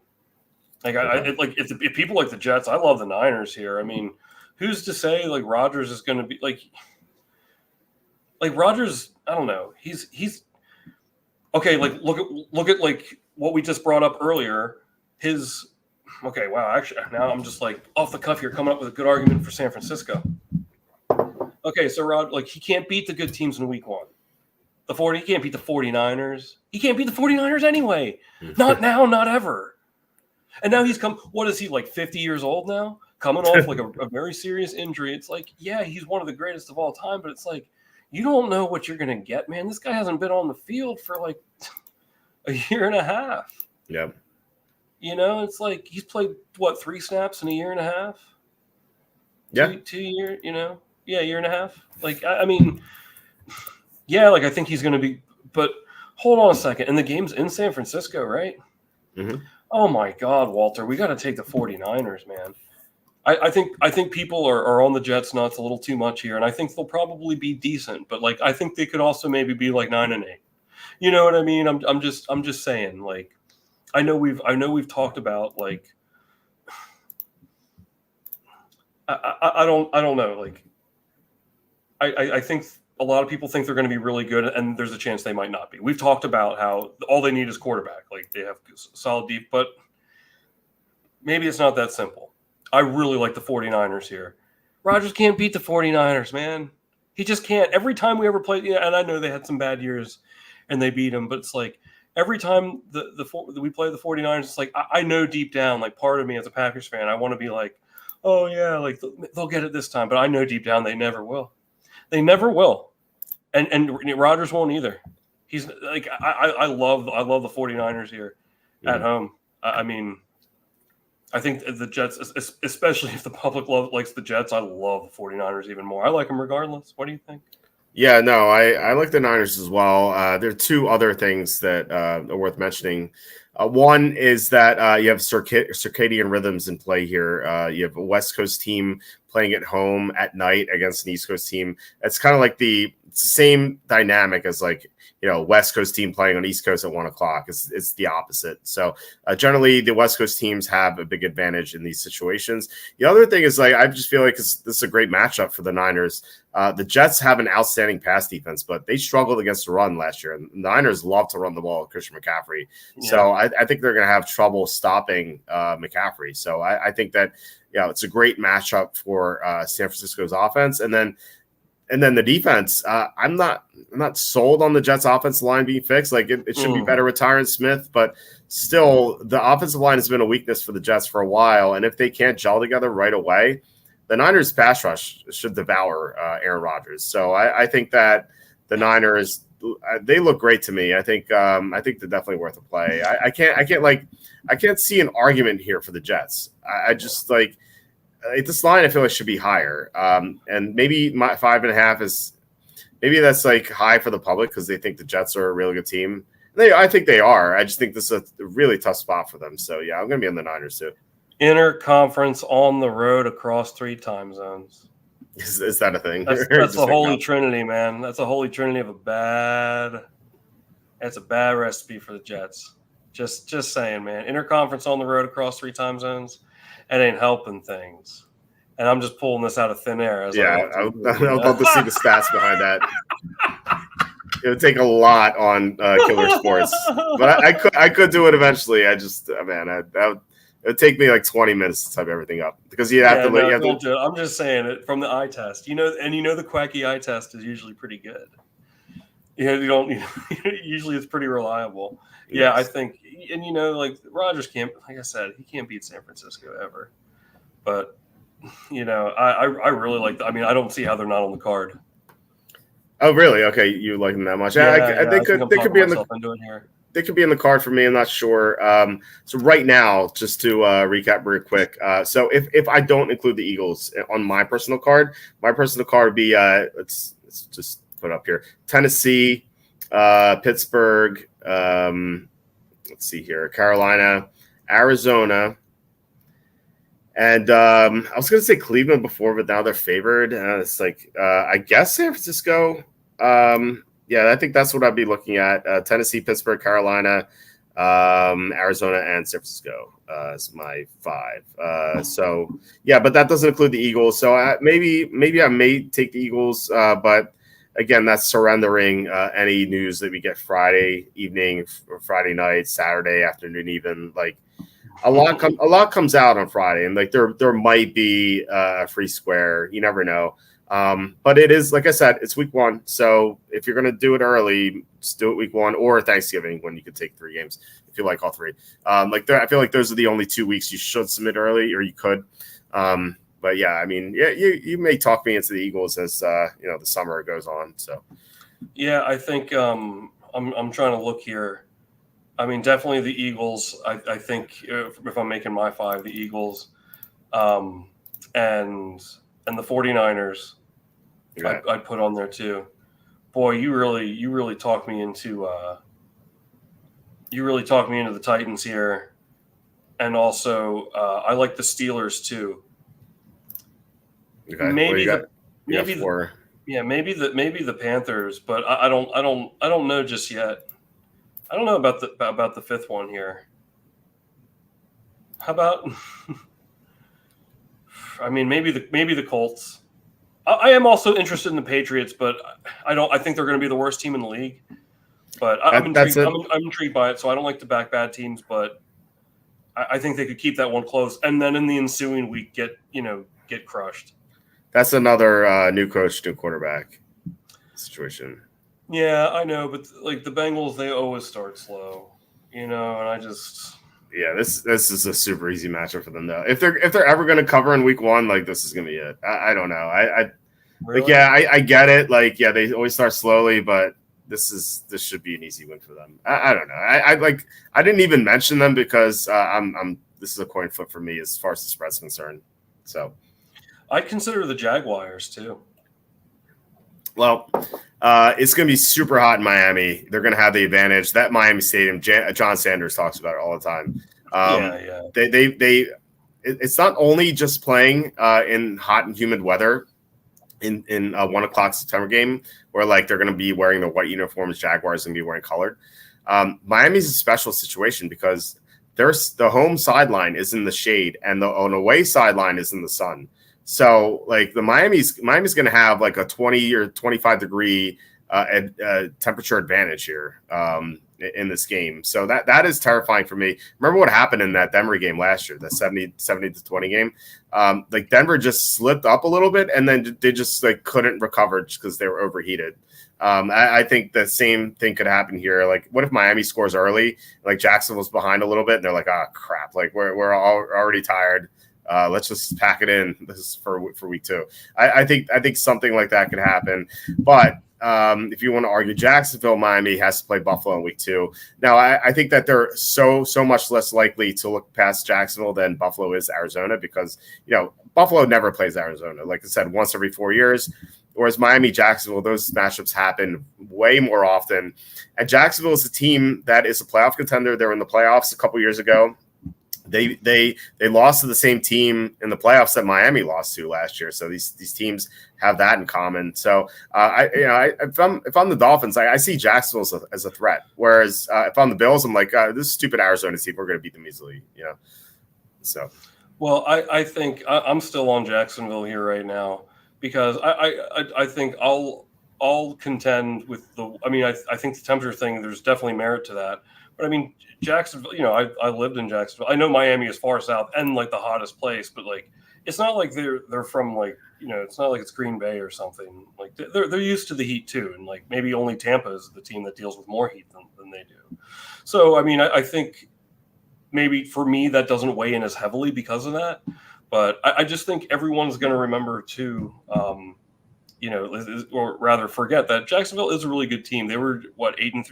I mean, I was really upset because I bet them to beat to win the Super Bowl before the season started last year, and they were 8-3. And then once Lawrence got hurt, he was like a shell of himself. As I knocked my headphones out again, he was like a shell of himself. The rest of the season, you could see, and then they ended up missing the playoffs. But I don't know. I just really think that people aren't going to give them the credit that, I think that they deserve. But, it could be a 70-20 game too, but it's Jags or nothing for me. Okay. Yeah. I'm more likely to go with Miami. So Really. you have 4 here that you picked, like gun to your head. Who's the fifth? Who's the fifth game? The fifth team. You have Eagles, Niners, Titans, and Steelers. I guess I'd go at this moment Carolina because I think there's definitely, I think there's what was the value or what was the number we were getting for the Panthers to win the division? Wasn't it like 7-1? I think there's actually some value there. Oh no, they're 11-1 to win the division. Oh really? I actually think that's not a bad. I mean, I'm not saying I think it's going to happen, but like really, you could argue it's like if the Falcons, God forbid, can't stay healthy, then it's like they're definitely going to be better than last year. I think the Panthers are. So, and there's injuries all the time in football. You know what I mean? And of course, we would never want to see that happen, but it does happen. And like I think that's I don't want to say all it could take, but it could help their case. That division's bad as it is. So I don't know. I think 11-1 is a good, worth a little something. I'm not saying put the ranch on it, but like I think all it takes is Cousins to be not healthy, and that's it. Like Carolina is going to be right there. They're just as good as Tampa and the Saints. Like maybe a slightly worse at the moment, but because we don't know what we're going to get out of Bryce Young exactly. But if Dave Canales does the same work that he did with Baker Mayfield last year and Geno Smith 2 years ago, the Carolina could easily win the division if the Falcons are not healthy quarterback. I mean, it sounds crazy right now because we saw how bad Bryce Young was last year. But remember Geno Smith 2 years ago? Like no one thought he'd play well. Like he didn't even have the job locked up against Drew Lock. Like it was like a heavy competition in training camp, and then the preseason. Like Drew Lock even drew a start in one of the preseason games, and then Dave Canales did his magic with Geno Smith, and Geno Smith had a great year. Like the same thing could happen with Bryce Young, and so if that does occur, then if Atlanta's not as good as we think they are because Cousins is hurt, then I think they have a great chance to win the division. So yeah, 11-1 is outstanding. I'm definitely going to be betting that. Oh well, I'm glad you agree. No, I think I I will too. But I mean, as things stand now, I think that there's a good chance that might be my card, or what I'll be pitching to you at least. Okay. All right. Well, you have a few comments here. The fantasy first down, Ben Wassley. He says, "I'm just here to rep my Aussies in the top 10." So yeah, go. Let's go, Minwoo Lee. Let's go. Hopefully, he brings it home for us tomorrow. Slu says, "I'm not an over/under guy, but how does the Raiders Chargers get to 43 or more?" Yeah, I'm not an over/under guy either, but yeah, I think that should go under, right? Yeah. Oh no, I think it's going to be Aiden O'Connell's coming out party. It could be, maybe. No, but that Raider defense is amazing, so they should be able to limit the Chargers. Chargers have new receivers; they'll have to gel. Like, yeah, I think the under is the way to go for sure. Not that I'm the total guy, but still. Yeah. Brandon says, "What are Tommy's thoughts on Taylor Swift being able to match my freak?" We were playing. There was a song that they were playing in our video game chat stream, and it was had adult and suggestive themes. And I was like, "Who sings this song?" And they're like, "Taylor Swift." And I was like, "No, it isn't." And they kept playing it along for like a good 10 minutes, convincing me it's Taylor Swift. Until I looked to find out it was indeed not her. So I got deep. Gullables on the ceiling too. So, Nice. But. Top Ranger, it's been a long time since you've heard the words Jets and good team together. Yeah, well, I mean, I think it has been a while. Have you ever seen The King of Staten Island with I can't even think of his name, Pete Davidson? I was never a fan of his until I saw that movie. It's a great movie, but Bill Burr is in it, the comedian. Bill Burr crushes it. And they have this argument. He's like, "You bet on the Jets," and Bill Burr's like, "The Jets are going to be back. They're going to be back." Like, it was funny that they threw that into like that movie, like just like as a quick aside, which is like probably how like most Jets fans feel. But yeah, I do think they're gonna, they could be decent, but this year. But San Francisco, especially at home, and I know you don't use the home thing as much as maybe I put weight into it or stock into it, but I think that's an easy, like, I think it's going to be like a 14-point win for San Francisco. And I don't think they're going to do it pretty handily, I feel like. I think it's one of the occasions where home field actually does matter. Like, it doesn't matter anymore. It's like home field used to be worth 3, and now it's like 1 or 1.5. It really doesn't matter. But like I said, you have the circadian rhythm thing, and that's why it's going to matter. Just it being in San Francisco at night, I think that's a big factor here too. So, and also something to look ahead here. By the way, if the Jets, let's see if they have this game available here. Do they have Jets? Yeah, Jets week 2 against the Vikings here. No, that's week 3, isn't it? Yeah, that's Jets Vikings is that's another night game. Or no, that's sorry. They have like 2 Monday night games. Yeah, no, this is stupid. They put the date below. All right, so never mind. The Jets, who they play in week 2 is, I think it's the Titans. Schedule. Titans. Yeah, they played the Titans in week 2. Now here's something to look out for. I know you like your week 2 stuff. So if the Jets happen to beat the Niners, they're going to have to fly home across the country on a short week, obviously Monday to Sunday. And they actually have it's at Tennessee too. So they're going to have to go from San Francisco to New York and then to Tennessee on 6 days of rest after a big win on national TV to play a team that's not as bad as people think, Tennessee team. If the Titans lose to the Bears and the Jets beat the Niners, the Titans, I feel like would be locked. And also, I'm not done. The Jets, after playing the Titans, in 4 days, they play New England on Thursday. So what a difficult travel schedule here. Yeah, that really is. That really is. If they beat the Niners and if the Titans lose to the Bears, I love Tennessee week 2. Conversely, if the Jets get clobbered by the Niners, I think they're going to be focused for the Tennessee game. And if Tennessee wins or is close to Chicago, I think the Jets are they're probably minus 3.5 against Tennessee right now. If you could find that number, that line might fall to 3 or 2.5, and the Jets would be a decent value. I wouldn't like it as much as the other scenario, but that's something to look out for. I think that Tennessee could be a smash play week 2 if the things align. So, I really like that too. I'm gonna put that on my radar as well. So I like that thought process. Yeah. Speaking of NFL, wants a good start for the Jets after Niners. They've at Tennessee versus New England versus Denver at Minnesota. Well, at Minnesota's that's in London. So these are easier opponents. Easy-ish, so Tennessee. But it's a tough schedule because, like I said, the Tennessee is really difficult here, coming off cross country and then impending short week. And then they have New England on a short week. Then they have Denver, but then after Denver, they have to fly to London. So some weird stuff here where they have easy opponents, but it's a tough travel schedule here. Yeah, that's the worst travel schedule I've ever heard of. It's horrible. That's one of the worst I've ever heard. Yeah. I wonder if they're gonna, I bet they fly from San Francisco to Tennessee. Well, maybe not. That's a tough call. I don't know. Maybe. Usually Monday night or Sunday night? It's Monday night San Francisco. Well, Monday night San Francisco game, and then Sunday afternoon. Tennessee. Yeah, maybe not. Then maybe not.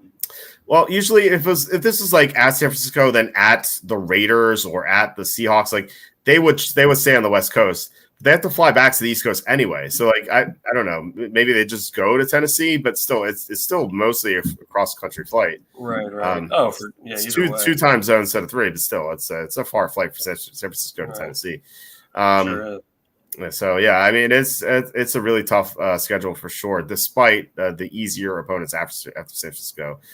By the way, when you're you brought up the Jets, and you're did you see this? I thought you were going to bring up the Curb Your Enthusiasm episode where the Larry's Jets fan friend commits suicide because the Jets disappointed him too much. I haven't seen that one. It's so good. It was one of the more recent ones. Yeah, it was one of the more recent ones. It was a good one for sure. I have to check those out. Yeah, I haven't seen the most recent season. I've been I do want to watch it at some point, but yeah, I do enjoy the show, but I haven't seen all the episodes. I probably watched like 3 seasons worth, and I really love it, but that one I didn't catch. Yeah, no, it was great. John says Biden predicts the New York Titans will take it all.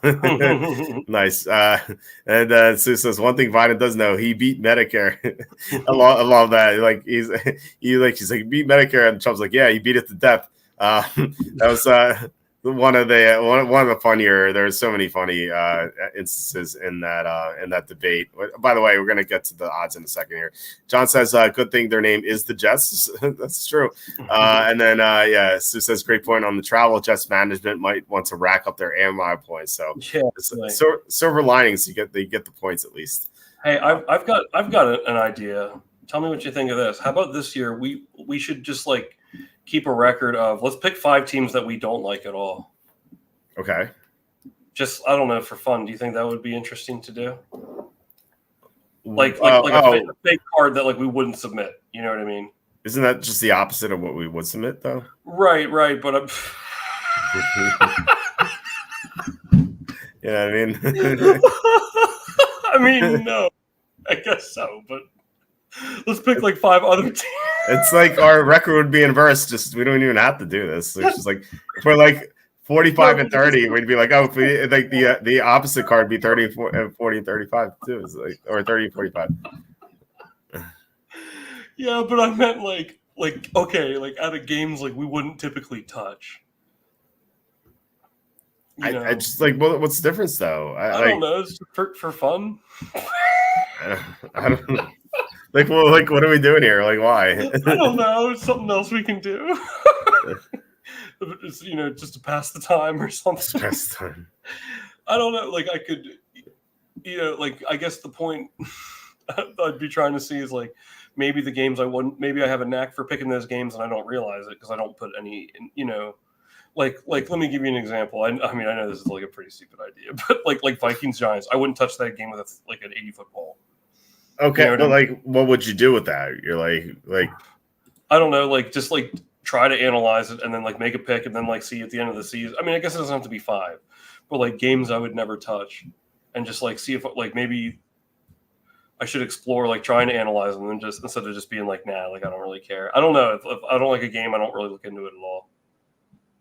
Yeah, I like try to analyze it. I know you do it for every game, so it's a little different for you, I guess.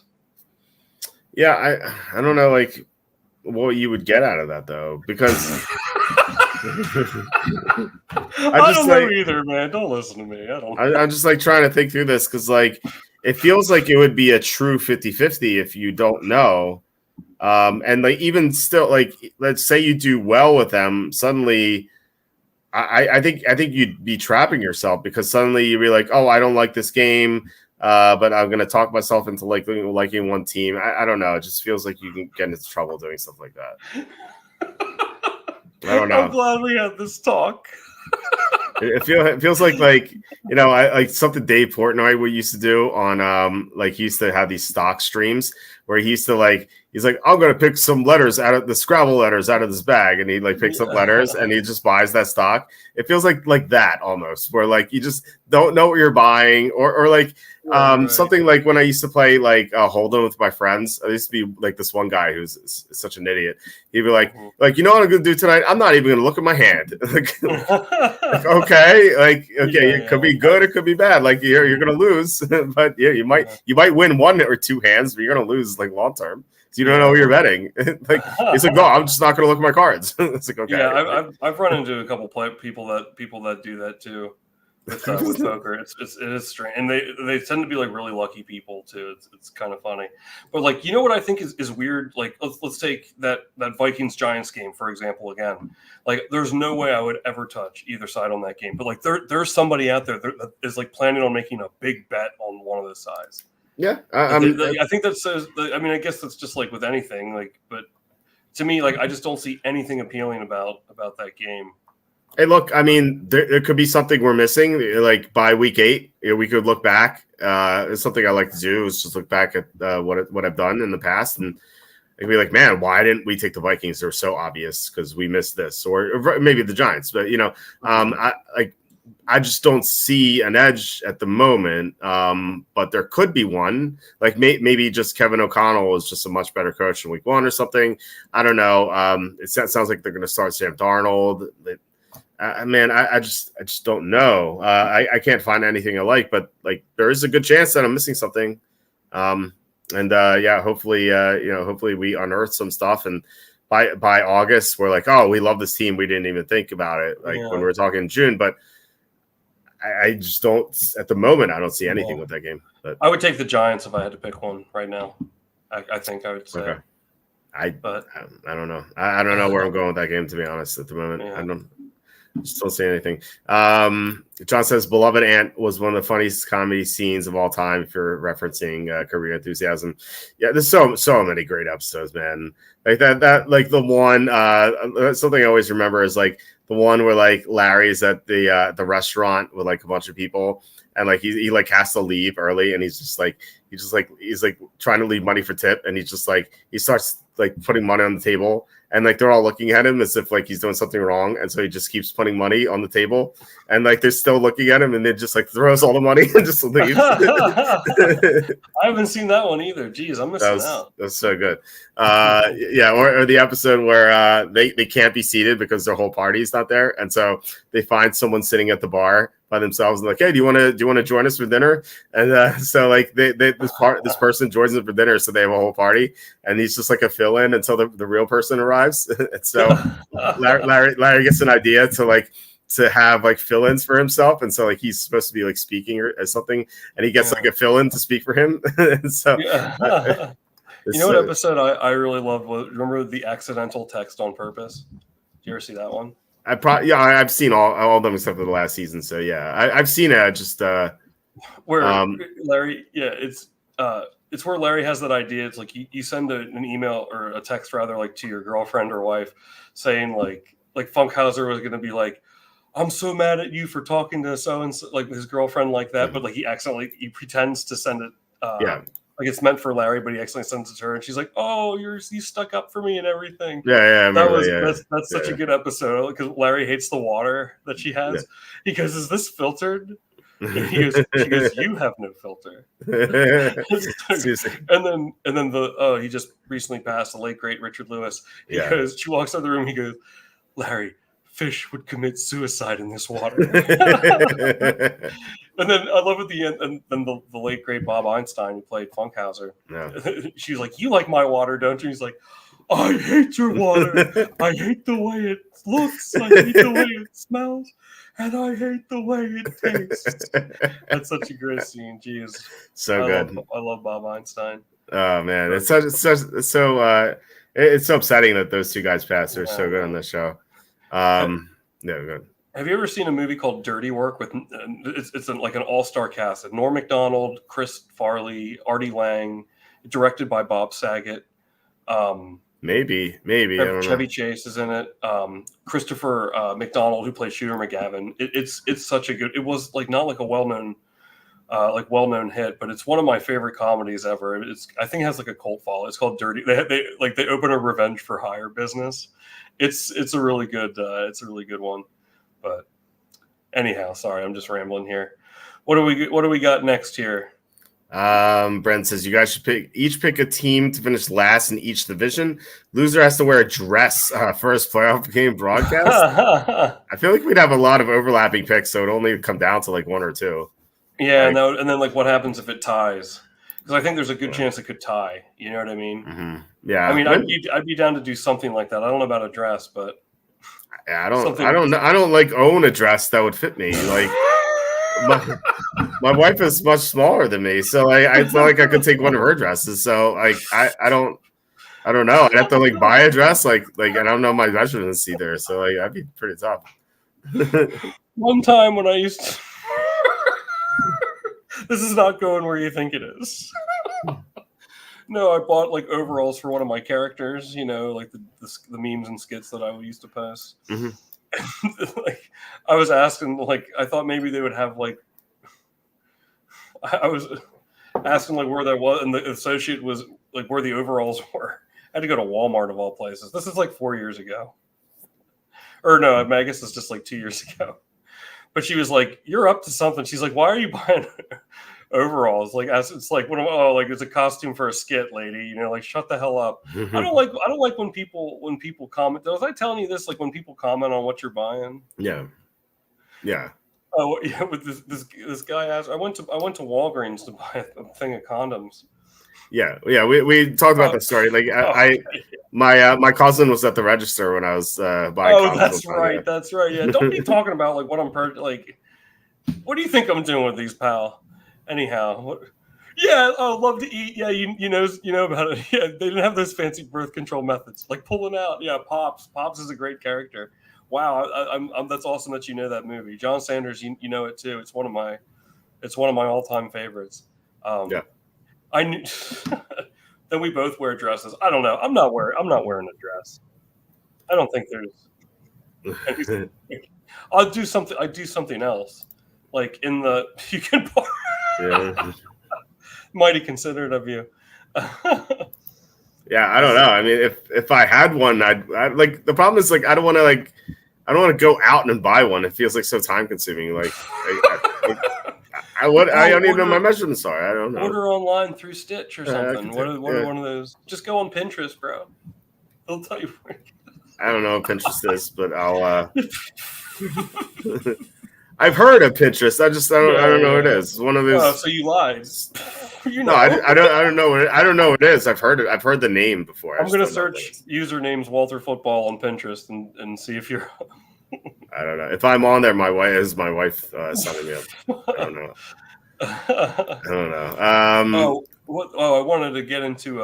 Okay. Let's go ahead with the comment there. Love T says Giants can be horror bad. Would bet against them every week. The problem is that the Vikings are going to be bad too. So like bad team. Week 1 it's pretty rough. But yeah, I agree. The Giants when they're playing good teams, they're probably going to be a good team to fade unless they're huge underdogs, and then at that point they might get some backdoor covers. I don't know.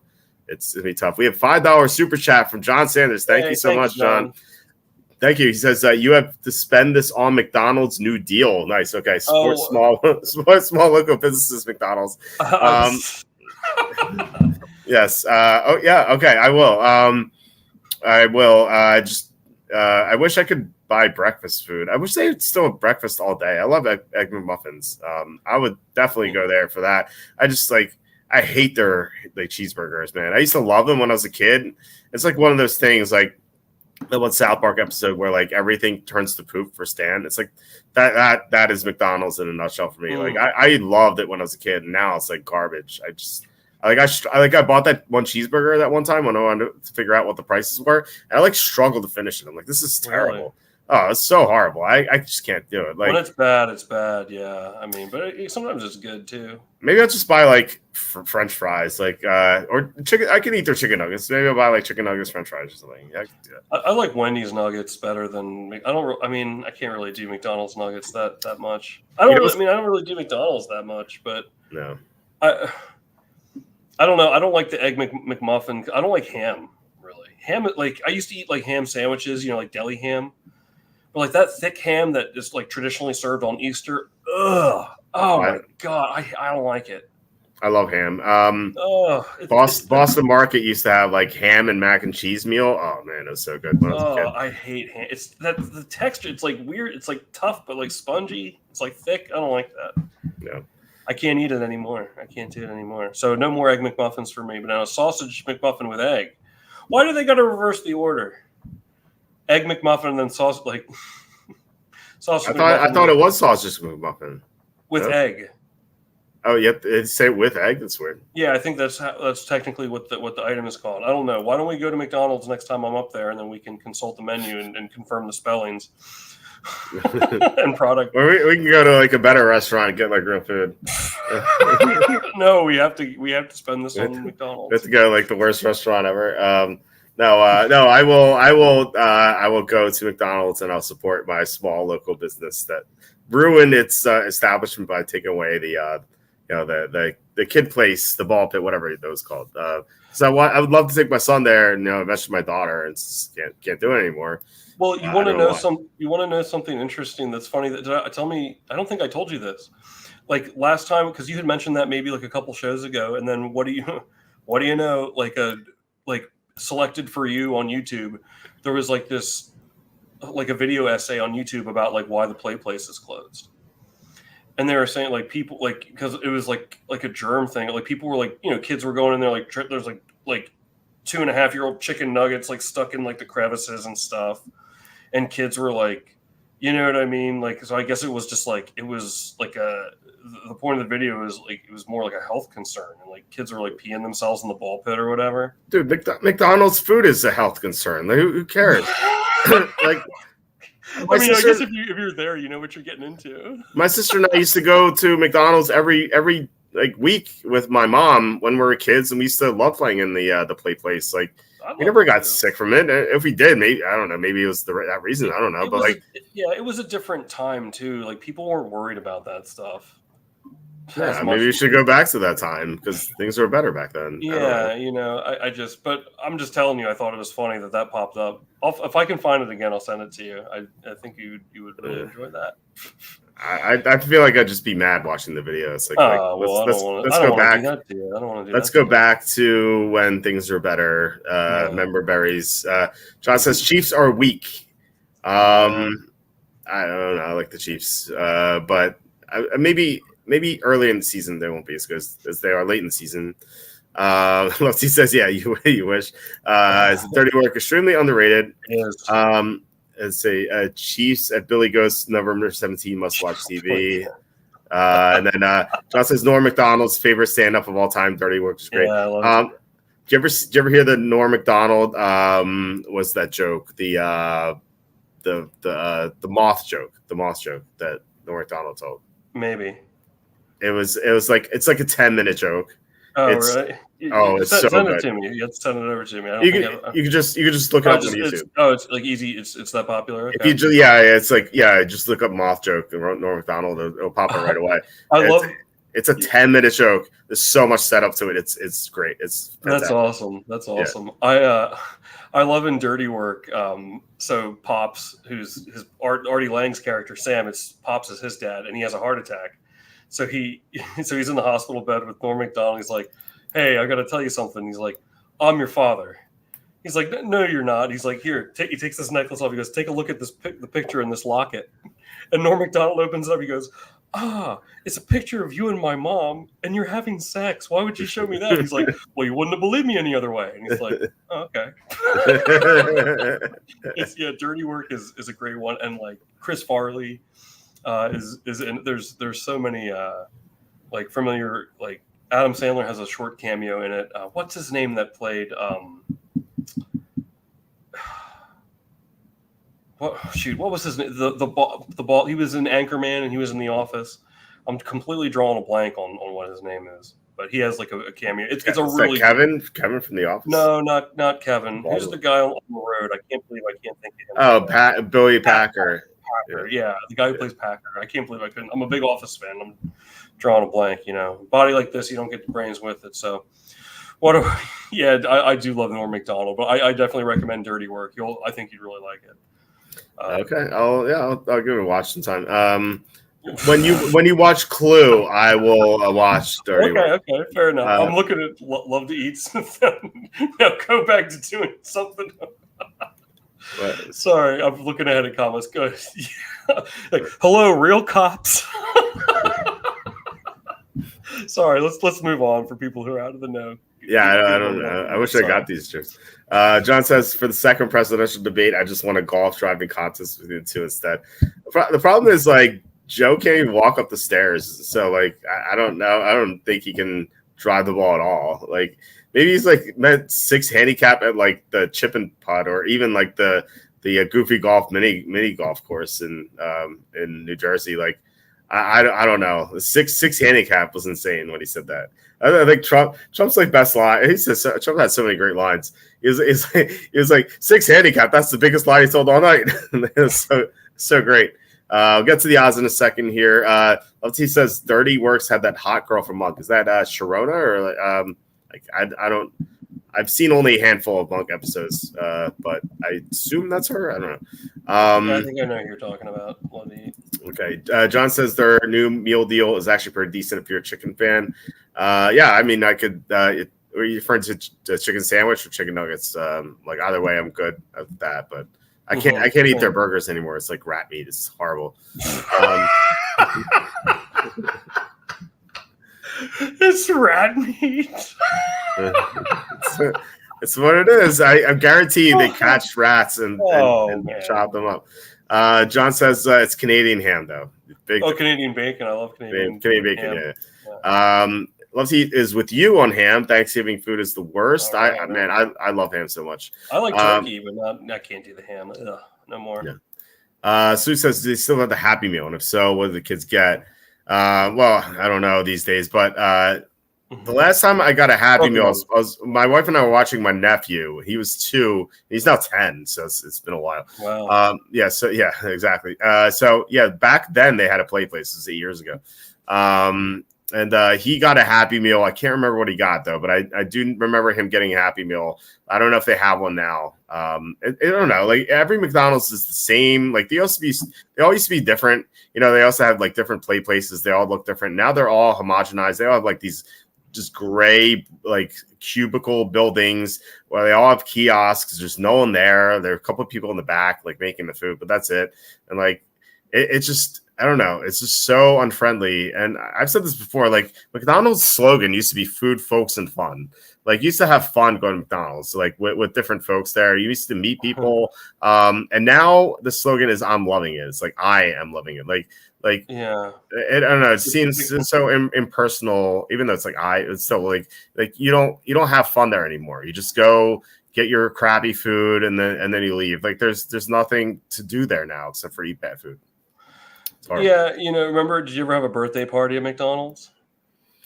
I've been to I never had one myself, but I went to a couple birthday parties at McDonald's when I was in like first grade, second grade. Yeah, maybe. I do remember like gatherings there. I don't know if it was like birthdays necessarily, but yeah. Yeah, no, for sure. It is weird. It's like it's trying to change. Like like they look like coffee shops from the outside. Some of them now. Almost. Yeah, or like it's heading that direction, I guess is the better way to put it. Yeah, it's because the light was. What are your thoughts on Ronald McDonald? And I feel like he's not no longer a part of McDonald's anymore. He's not. Yeah. But there, he used to have like the hamburger, you had Grimace. The Grimace. Yeah, you used to have all those characters in the play place, and like. You don't see them anymore. They're not there. Did you ever play a video game called Mick Kids? I played it on Sega Genesis. It's like It's like this. You're just like these kids like running around. It's like your basic side scroller like Mario, but it's like McDonald's themed. It's called Mick Kids. So, never heard of it. Yeah, just you mind googling it real quick? I want to show you maybe you'll remember the cover. Yeah, it's just like MC Kids. Yeah, they're with the kids high fiving. It's a video game. Yeah, there we go. Yeah, they're high fiving there. The Mick Kids. I beat that game.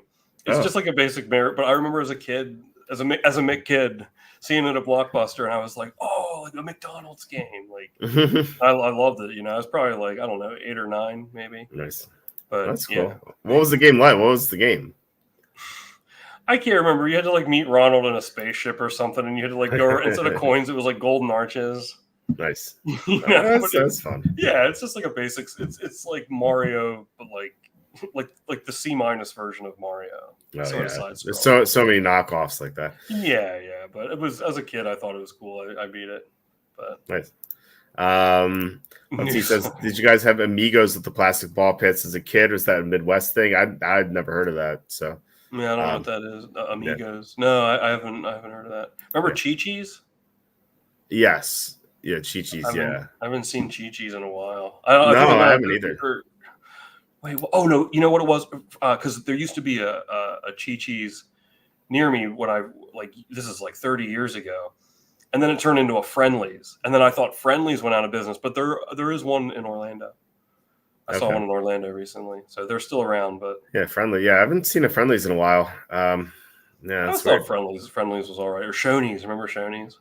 No, I don't know what Shoney's. Never heard of Shoney's. Shoney's, yeah, it was kind of like buffet style. Like I don't know. All I remember about Shoney's, there used to be one down the street for me because it was Chi-Chi's, then Shoney's, then Friendly's. It's changed hands like 1,000 times in my childhood. but they like mailed you, like as a kid, they would mail you these little mail certificates, like get a free like ice cream on your birthday. And I, or whatever. And me like not thinking about it, like most kids probably like will redeem that pretty close to their birthday. But for whatever reason, like I didn't go until like a year, like, or like 7 months later, because I remember it was in March and my birthday's in August.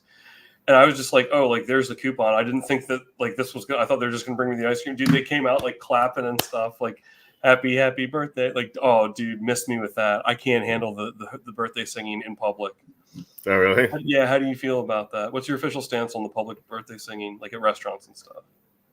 Well, you mean for like yourself personally, or like other people getting sung to, or general? Like, what are you asking here? I guess let's unpack it and go one by one, because like I think people, and with the only stipulation being like not for like kids probably like to sing it or have it heard some, because like a kid's party, they're having like a ton of fun sort of thing. Right. But like I don't know, like I feel kind of awkward when people sing happy birthday to me, but like I appreciate it, but it's like I don't know, I don't like being sung to. So then like when I sing it to people, I feel like, do they feel the same way that I do? I guess some people enjoy having it sung, but then the restaurant presentation is completely different. I don't like that. It's like, don't bring any attention to me. Just bring me my piece of pie and then get on with it. I don't want a whole like jingle and like all the waiter, all the servers come over and they have like a whole song and dance for you. It's like, I just wanted my Sunday. But I just remember because it was March, I didn't expect them to do that. I'm redeeming this. So all of a sudden I hear like, and I remember thinking as a kid, I was like, that better not be for me. Yeah. And it was. And I personally, like when I was a kid, I hated it because I was always so embarrassed, all the attention would be on you. And you're like an awkward, like 12, 13, 14-year-old. You're like, you know what to do. And then like, now I don't care. I'm like, okay, this is fine. And it like, actually ever since I started having kids, I actually like it more because like my son gets a kick out of it, seeing like people saying happy birthday to me. Like when we had our second birthday, when I had my 41st birthday, we just went to like Red Robin or something, something that like everyone would like. Especially my son, he loves it there because of the chicken fingers. He loves chicken fingers, French fries. But like when they sang "Happy Birthday" to me, it's my dad set up. He was like laughing like the whole time, and like I was like, oh, that's pretty cool. Like he's getting a kick out of it. So I've liked them more now than I did as an awkward preteen / early teenager. It's a lot different now. Right, and I think situations like that, like you don't really include, because I would enjoy singing, if I had like a young kid or something, because it would be a happy day, like a happy memory sort of thing. Mm-hmm. But like, I don't know like what I'm supposed to do. Like, that's the other thing, like singing to someone as a romantic gesture. It's not something you see like very often, but like and I don't know what kind of situation I'd be in where a girl would like sing to me in public. But if they did like, I'm out of here. Don't do that. That's like, what am I supposed to do? Are you going to sing the whole song? Like, what's my obligation here? I have to just stand here and be like, that's like how I feel about Christmas carolers. I mean, you don't really have that in, like now, unless you go to like a specific location or like a business, or like, I know they do that to like, like nursing homes or something like that. Mm-hmm. But the old concept of like door-to-door caroling. I mean, if someone's ringing my doorbell nowadays, I'm like, yo, like who knows I'm in here? Like, right. But like, could you imagine, like if I showed up at the door and there's like 7 people there singing, coming in there like completely unsolicited, singing Jingle Bells to me, like what am I? I'm sorry, I think I wouldn't like slam it, but I'd shut the door in their face. Don't do that to me. Like I'd be like, oh, thank you, Merry Christmas, but like no thanks. I wouldn't be like, I wouldn't tell them like get off my lawn or anything. But What am I supposed to do? Stand there for 3 minutes while they sing Jingle Bells to me? I'm not doing it. Like what? I think that's putting people in an imposition. I think that's not fair. I think that's inconsiderate. I find unsolicited Christmas caroling to be very inconsiderate. You don't see that happen anymore. I've never had anyone. It's a matter of great concern, Oh, it's a matter of great concern. Yeah, for sure. He says there would be no second debate. Interesting. I think there will be. It might not be Biden though. That's the thing. He says that new chicken sandwich is a poor Chick-fil-A ripoff. I love Chick-fil-A. It's especially like great start. I've never had them screw up my order. Like they forgot my salad dressing one time, but like they've never screwed up my order. Whereas like if I go to like Wendy's or like Panera Bread's the worst. Panera Bread always screws up my order every time. Really? All the time. But no, Chick-fil-A seems like they're really well run. It's great food. I love going Chick-fil-A.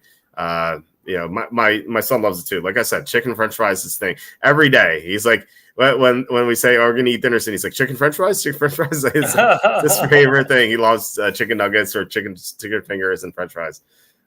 So that's his big thing. But yeah, obviously they have that there. Yeah, I think Chick-fil-A is good, but I also think it's overrated. I don't go that often. I also think their marketing's weird. Like you ever like their new commercials, it's like the testimonials. Yeah. There's one where the guy's like, "Hi, like I'm Jim from Cow Pass, Indiana, and the thing that I like most about the spicy chicken deluxe sandwich from Chick-fil-A is the chicken." It's like, yeah, no kidding, dude. That's why we're all here. What kind of commercial is this? Like what? That's like weird. And I don't know. It's just.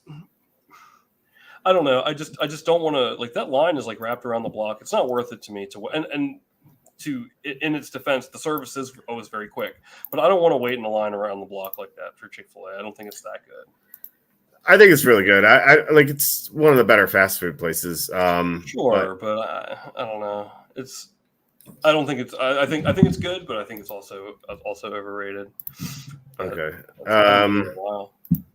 Yeah, no, we go like every week because it's right nice. right near my swim lessons with my son, and it's easy to get food with them. One time I went in there and there was someone dressed up as the cow mascot. I was like, "Don't come near me."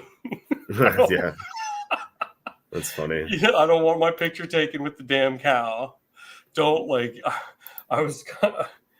What's my obligation here? Yeah, being harassed by a mascot like that might, well, okay, that's maybe not as bad as the as the carolers, but anyhow, let's move on. I see where some people are itching for some Game of Thrones.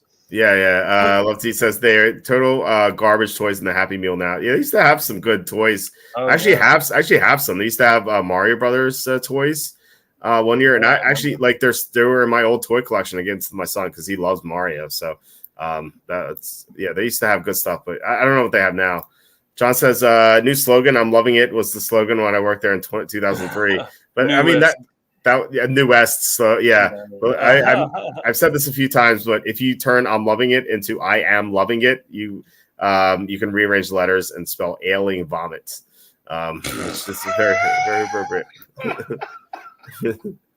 Wow, we're unturning all sorts of stones tonight. Mm-hmm. Sue says go to McDonald's with those annoying loud beepers in the kitchen constantly going off and food is cooked enough to drive one crazy. Yeah, it's like it's so bad there now. Love T says Showbiz Pizza for us old folks. It's now Chuck E. Cheese. Wow. Showbiz Pizza. Yeah, I love Showbiz and Chuck E. Cheese. Evie says in Miami we had Dandy Bear. Dandy Bear. I've never heard of that. It was better than Chuck E. Cheese. I never heard that either. Hang on, I want to look up what Dandy Bear is. John says I just like how unenthusiastic the staff is singing happy birthday to some random person they don't know. Sometimes they do get into it, but sometimes they are enthusiastic. It's hit or miss, I think. Yeah. Okay, Dandy Bear. Wow, I've never seen this before, but it has like the animatronics and everything. Wow, interesting. Wow. I don't know. He says that is the cringiest crap ever. I feel bad for the folks who get that. Yeah. Well, I don't know. Yeah, EBS and Game of Thrones. We'll get that in 1 second. Sue says Walt's dream evening, getting McDonald's to go and then enjoying it while watching the NBA. Oh my God, that'd be awful. John says forget Game of Thrones. House of Dragons is killing it. House of Dragons had some good episodes so far as season 2. So I'm eager to see where they go with that show. George R. R. Martin's the executive producer of it, so it's gonna be good. Alejandro asking Game of Thrones. We'll get that. Like I said, the boss says, "Why don't you ever say his username, but always say mine?" Is that Love to Eat? I assume. I don't want to get the show banned, but I don't know. Or demonetized, maybe that 71 cents is going to be pretty rough to lose. True. It's just the principle of the matter. Yeah. Forsey says, any chance you can give a quick overview and cover calls, or can I find that past video of yours, Walt? Yeah, I'll get to it after the Game of Thrones talk, real quick. But we do have an extensive video on it. But I will touch on that without getting into like what calls are. I assume you know what they are. Cover calls. I will touch on that after.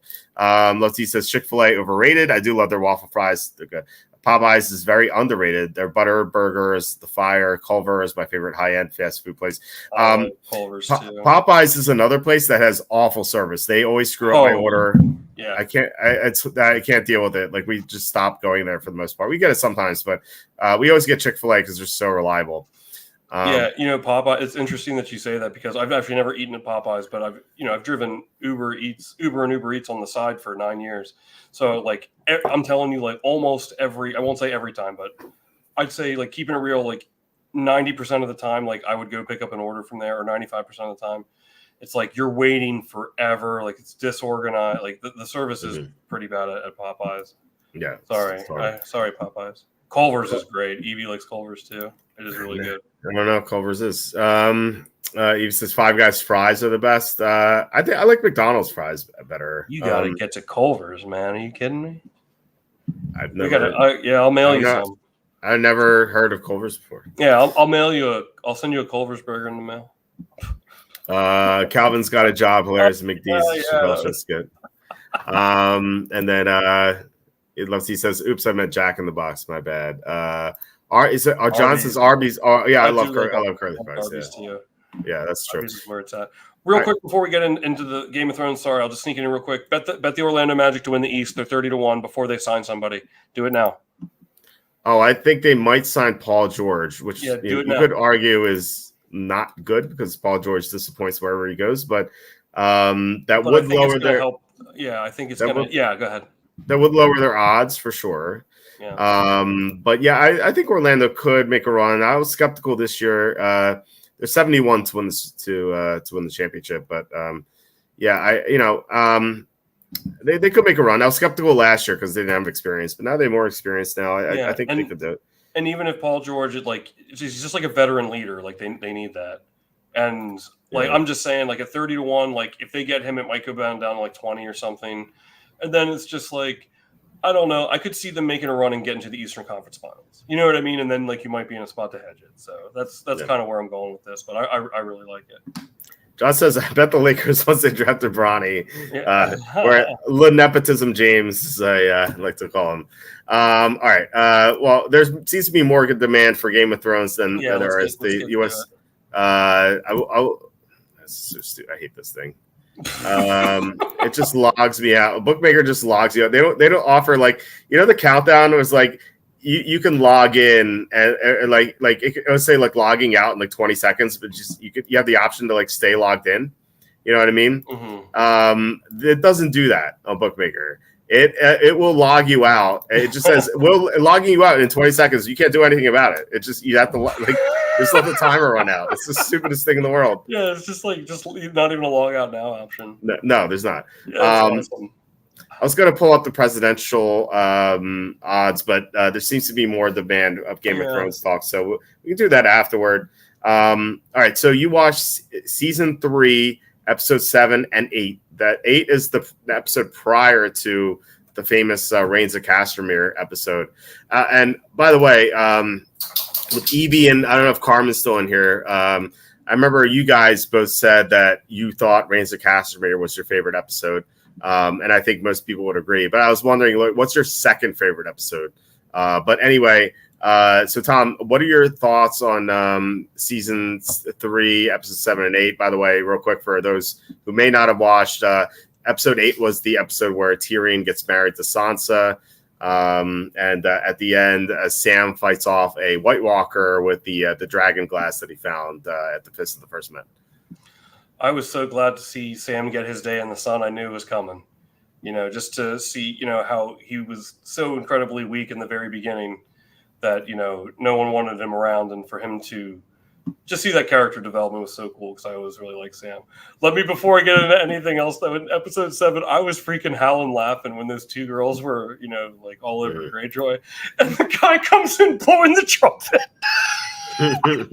Like, could you imagine, like, you're getting ready to have sex with a girl and, like, a whole marching band walks in? I know. Just like the way he's like, woo! I was dying laughing. That was awesome. But not so awesome. Not so awesome for Greyjoy there. I don't like that part. But oh yeah, this has really been an interesting couple of episodes, and in my opinion, so far, the two best episodes of the entire series up until this point. I'm looking through because I always make notes here, but I feel like I'm a little more honed in than I have been before because I was correct on a couple predictions. I knew Brienne and Jaime were going to end up being friends, and what was up with that bear at the end? That thing was like injected with like the rage from 28 Days Later. You remember that movie with the zombies? Yeah. That thing was. I actually looked up the credits. Like there's like it has like the bear has like a funny name too, like an animal acting credit. But no, that was a pretty cool scene. Like it's interesting to see him jump in. I knew that they were going to eventually be friends and whatnot. But episode 8, I may end up watching episode 9 tonight after the show because this is really getting interesting. And I know like you saw my notes too. I love the Dario there because I knew right away like something's going to happen, and I hated what was his name, Miro. What did I say? He was like that generation's like fuck boy. Sorry for the language, but I was glad to see that Daria took care of them. But I saw that I had a feeling that was going to happen. But holy cow, that scene with Cersei explaining to Marjorie about the Rains of Castamere, like what a scene. Mm-hmm. And like the way she did it so calmly, because she's been on to them for all this time, and like she was saying, was it in the previous episode in 6 or something? She was telling Tywin like what she thinks they're up to, and then she, made the obvious comparison to like the song and what happened to the rain, and what is currently happening. Awesome scene. Mm-hmm. So it's really interesting now. And then Daenerys is, hiring those, or not, well, hiring, I mean, I guess, has those mercenaries with the sons of... Second sons, yeah. Son of Sam. No. So, it's everything's coming to a head here, big time on all fronts. So, yeah, I'm maybe I'll watch the next episode tonight, especially since you speak so highly of it.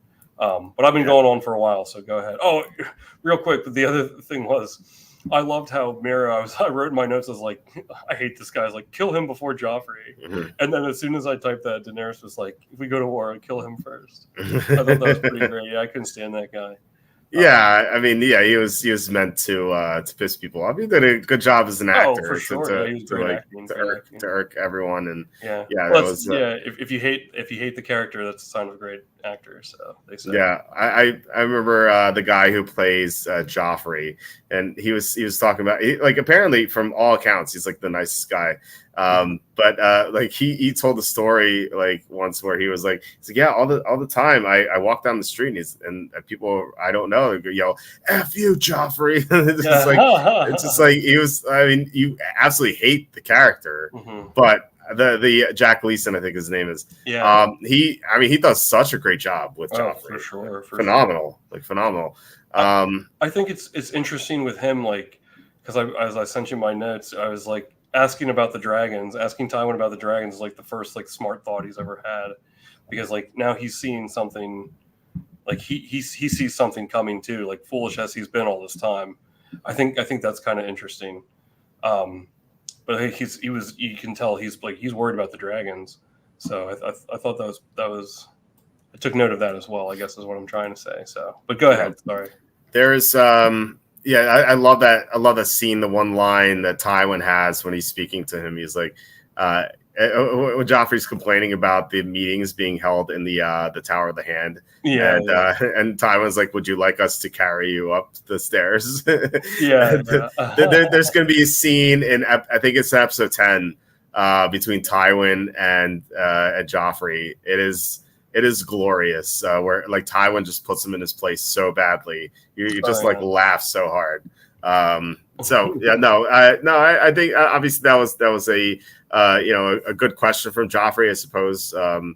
yeah, I feel like he asked the question because he thinks like his power could be stripped away from him. It's you know, I feel like he would ask that about anything really. Just like he's you know, spoiled kid who tortures painted horse, as you say now. Like it's like this is what he does now. Like he's obviously the worst, and it's really Tywin running the show. Right. So yeah. What was I going to say? So yeah, if you watch episode 9 tonight, Reigns of Castamere, which you know, Carmen and Evie both said is their favorite episode. I think if you ask most Game of Thrones fans or even viewers, they'll point to that episode as being the best episode ever. And I think it's basically the pinnacle of the show. Whereas like this and like season 4 were immaculate, and then seasons 5 and 6, it goes downhill a little bit. There's some great moments for sure. And I want to bring up some of them that Carmen and Evie were talking about. Carmen says Battle of the Bastards is her second favorite. Evie agrees. Battle of the Bastards is season 6, episode 9. So you have 3 more seasons to get there. I imagine you know who one of the bastards is, but yeah, there's that is a phenomenal like battle that they have. Like when Jon Snow is like, you could probably find this clip somewhere. Jon Snow is like staring down countless cavalry and like armies just like rushing at him, and he's just by himself. You're like, oh my god, how's he going to get out of this? It's pretty phenomenal. As John says, finale of season 6 was his favorite. So that's the episode right after Battle of the Bastards. And in my opinion, the last real episode of Game of Thrones, that was the episode where I told you about this before, and I can't wait to get your reaction to this.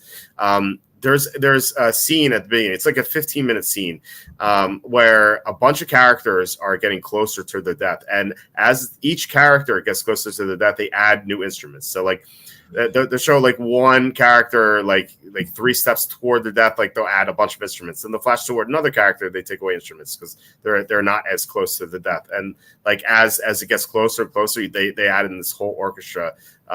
It's just great scene. And then there's a lot more in that episode. In that episode, you find out who Jon Snow's mother is. And there's a really cool the final real scene of that episode, because there's a montage after it. The final scene of that episode is like one of my favorite scenes of Game of Thrones. Like I'll rewatch it even to this day, just because like it's so cool. So I still contend, you know, nobody give it away, but I still contend I think Daenerys is going to be Jon Snow's mother, because I think that there's something supernatural about her. And that's why Stark was so adamant about not going after her in season 1 when King Robert wanted her killed. So don't say anything. I'm closing my eyes for the next 5 seconds. I don't want to judge your reactions. Okay. But go ahead and get in the next topic then. What do we got here? Okay. John says there were so many good ones. Hard Home was great. I love Hard Home. That's season 5, episode 8. Like one of the most at the very end, like disheartening scenes where I can't like give it away, but it also involves Jon Snow. Jon Snow is like staring down this one guy, and at the end, and like you think Jon won, and it's like, no, you didn't. And it's a really, really cool final scene there. But that was another great battle. That was basically the episode 9 of season 5. It was just episode 8, I believe, but it was the big episode of season 5. It's great. Carmen says, "Hold the Door" made me cry, which is season 6, episode 3. Hold the Door. It was incredible, absolutely incredible. I can't wait till you see that. It explains a lot. But yeah, John says, better actor: Charles Dance, Tywin, or Liam Cunningham, Sir Davos. I think Charles Dance is an amazing actor. I think he's the best actor on the show. Charles Dance. Oh wow! Okay. No, he kills every scene he's in. Like his presence is amazing. But they're all mostly great actors. I think the girl who plays Sansa's not so strong, but I think they're mostly great actors. I think they did a great job of casting in this show for sure. Yeah. I can't think of her name, and I wrote it down with the Bran clan. You know, like Bran and Which one? Shoot, Osha or Osha, yeah. Osha. Like, I think it's interesting how Jon Snow is telling Ygritte and about like how they'll lose at the wall. Like he's telling her like, you don't know what you're up against yet, and she's like, no, like you don't know what we're capable of. And then Osha's also like warning Brandon and everybody, like don't like telling the story of her husband. Like she's like, don't go. She's like, I'll take you where to Castle Black, I think was it, and then but like I won't take you to or I won't go past the wall. Mm-hmm. And then like we see Sam, running into the White Walkers. So it's like everyone, it's just all coming to a head, Yep. So it's interesting here. But go ahead. Yeah, no, lots of trouble on the horizons for sure. John says, wait until you meet Oberyn Martell in season 4. Awesome character. Yeah, season 4 I don't think introduces many new characters, but Oberyn Martell is the one that stands out. So you've met. So they talk about Westeros as the 7 kingdoms. And the Martells are the one kingdom that you haven't seen yet. So you have the North, obviously the Starks. You have the Iron Islands, Greyjoy, and his dad and his weird sister. You have the Riverlands. You've seen like obviously the Robb Stark's there right now. He's about to get married to, or his uncle's about to get married to Walder Frey's daughter. That's where Catelyn Stark's from. So you've seen the Riverlands. You have the Vale, which is the mountainous region. In season 1, you saw with that weird kid, that's 8-year-old kid who's still breastfeeding. Yeah. The West. There's 9 regions here, but the Westerlands. That's where the Lannisters are from. You have the Stormlands, where the Baratheons are from. You have the Reach, where the what are they called? Tyrells. The Marjorie Tyrell is about to marry Joffrey, so that's where they're from. They have this the Reach, the Crown Lands, which is King's Landing, and then you have Dorne. Dorne is the one place you haven't met anyone yet. That is the Deep South. It's like a desert region. And you're finally going to get a Dornishman come up in season 4. The main house in Dorne is called the Martells, and Oberyn Martell, his nickname is the Red Viper. He's one of the coolest characters in the show. You're going to love this guy. I think he's really cool, and his story arc is pretty fantastic. So, okay. Yeah, there's a fight between him and one other character. I won't spoil it. It's one of the most iconic. Okay, all right. That is season 4 episode. That is season 4 episode 9 or 10. I can't remember. It's near the end of season 4. But he has a duel with a character you've seen before. One of the stronger characters on the show. Okay. It is. I wonder if I know. Who you want to guess? Yeah, dog. Okay. I won't say yes or no, but it's an iconic fight. It's people refer like he Oberyn Martell, the Red Viper. He constantly yells something. He has a big beef with this guy that he's fighting. He constantly yells the same thing over and over to this guy, and it's you just something that you never forget. Okay. You know what part I loved is like during the wedding, and Tywin's going up there telling Tyrion, he's like, go easy on the sauce, like so you can have sex. It's like, hey, good looking out, Pop. Like, thanks, bro. Right. And father's telling you that, it's awesome. Yeah, except he's forced into this marriage that he don't want to, with the minor girl. Like, I love it. It's like, damn, like, and he even says, he's like, we can't waste time. It's like, dude, not even a night. Like, come on, man. I loved when Tyrion was talking when he threatened Joffrey and then he played it off. He was lucid enough to play it off, where he's like he's talking about, I'm so jealous because I have such a small that was awesome. That's why I was like he's the best character, maybe one of the best characters in the history of television programs. It was such a great scene. I will say this, he's one of the best characters in TV history until season 7, when they completely ruined him and everyone else on the show, because Tyrion right now, I mean, you classify him as a smart guy. Maybe he's not on the level of Littlefinger or Varys, but he's definitely one of the smarter characters on the show. Would you agree with that?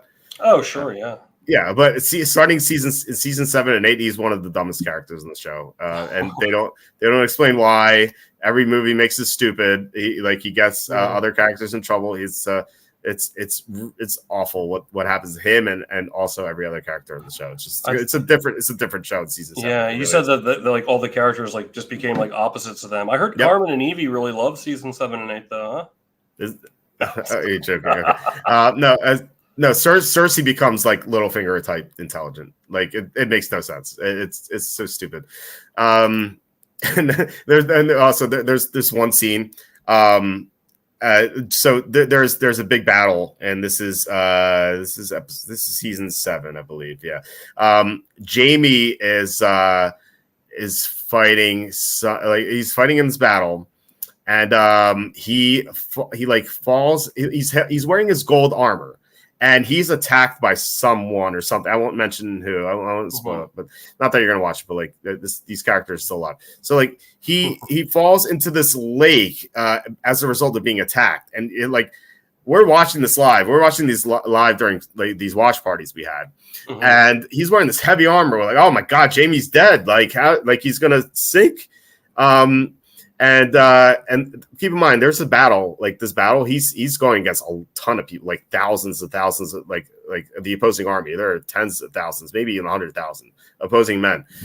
So he falls into this lake with this armor on, and like that was the final scene of that episode. I think it was episode 4 of season 7, I believe. And so the next week, we're like dying to find out like we assume Jaime's dead, right? He's walking toward King's Landing, and they don't tell how he survived the lake. They don't tell how he avoided 100,000 opposing men in the army. How they just didn't notice him coming out of the lake. Like one of the most known men in Westeros, they just like let him walk back to King's Landing. It was this dumbest thing like ever. It's like one of the small things that like people are watching. They're not watching carefully. They take it for granted. But my friends and I we're watching this like religiously. We're watching multiple times. Like Kenny and I would do shows about this as well. We're like, what? How'd this happen? Like, first of all, how do you survive? Like, second, how do you avoid everyone? It's so stupid. Yeah. Oh my god. Yeah. Yeah. So yeah, it was horrible. John says Oberyn Martell is like the James Dean of Game of Thrones, and Carmen agrees. Oh, Carmen's into that. Okay. Yeah, Lefty says every Game of Thrones discussion comes back to how bad the last season, not just the last season, season 7 too, the last 2 seasons. Brand says Carmen's favorite character is the Mountain. Is not Brandon. Okay. I will see. You'll see a little bit more of the Mountain in the future for sure. All right. Okay. I have a couple questions for you. Who is Theon's torturer? As I asked you. Oh man. Because he guessed the Umbers. Remember, like the torturer was like really upset, and he's like, "Wait, I didn't tell you I lied." And then he tortured him some more. So who's the torturer? It is significant who he is. Yeah, I don't know. Do you think most people knew now? Like, am I just dumb? I don't know. It's hard to say. No, I'm just saying like. I didn't say I didn't know whether you're dumb. I don't know. I don't know if people knew because like I had the advantage of reading the book, so I knew who he was. I don't know if like back then people who didn't know reading the books like knew who he was, but they do mention him outside of this area. He is mentioned before. So yeah, John says I didn't know who he was the first time, but they do hint at it beforehand. So like I'm willing to bet that if you rewatched it, not that you're going to, but if you rewatched season 2, the latter half of season 2, you would know who it is.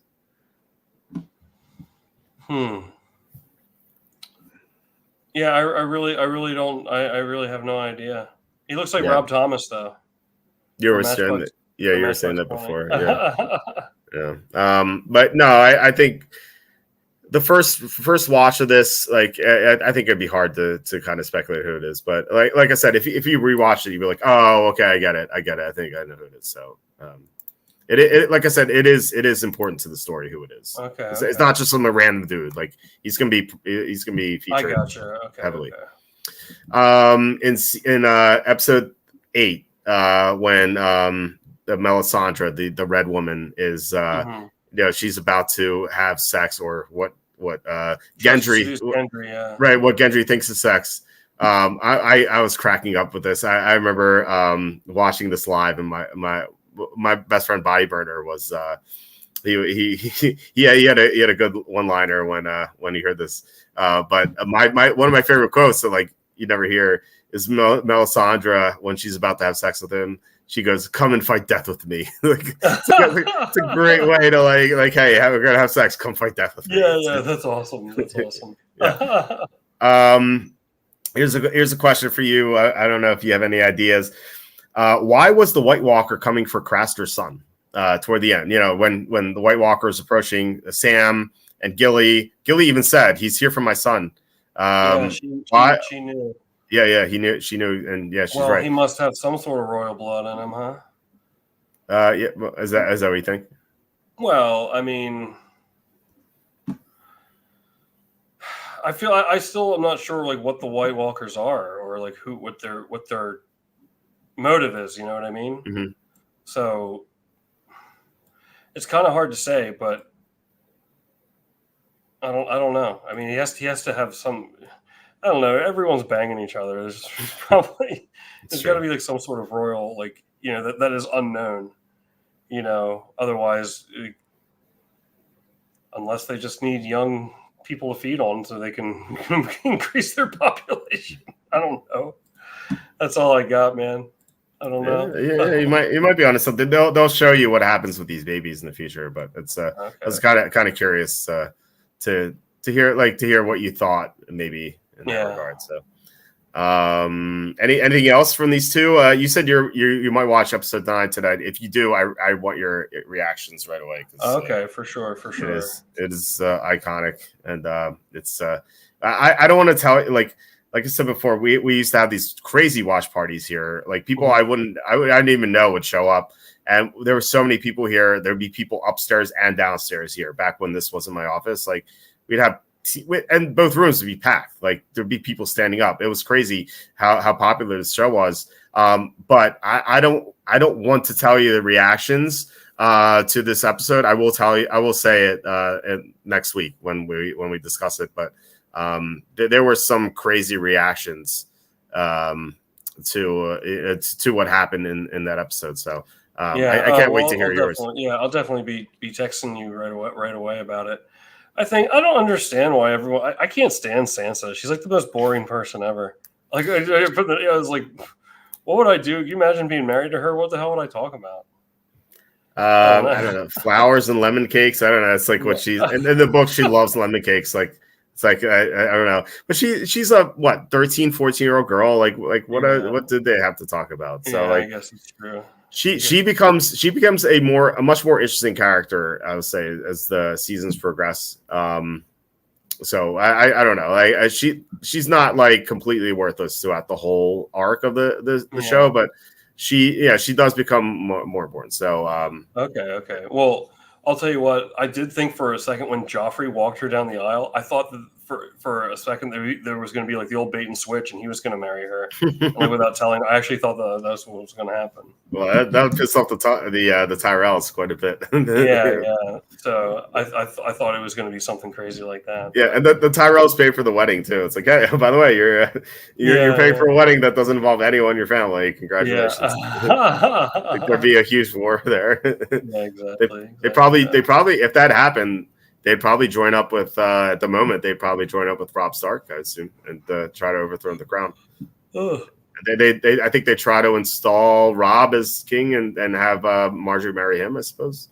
Or maybe they just have Loras be the king, but Loras is in the King's Guard. But I guess they could just I don't know.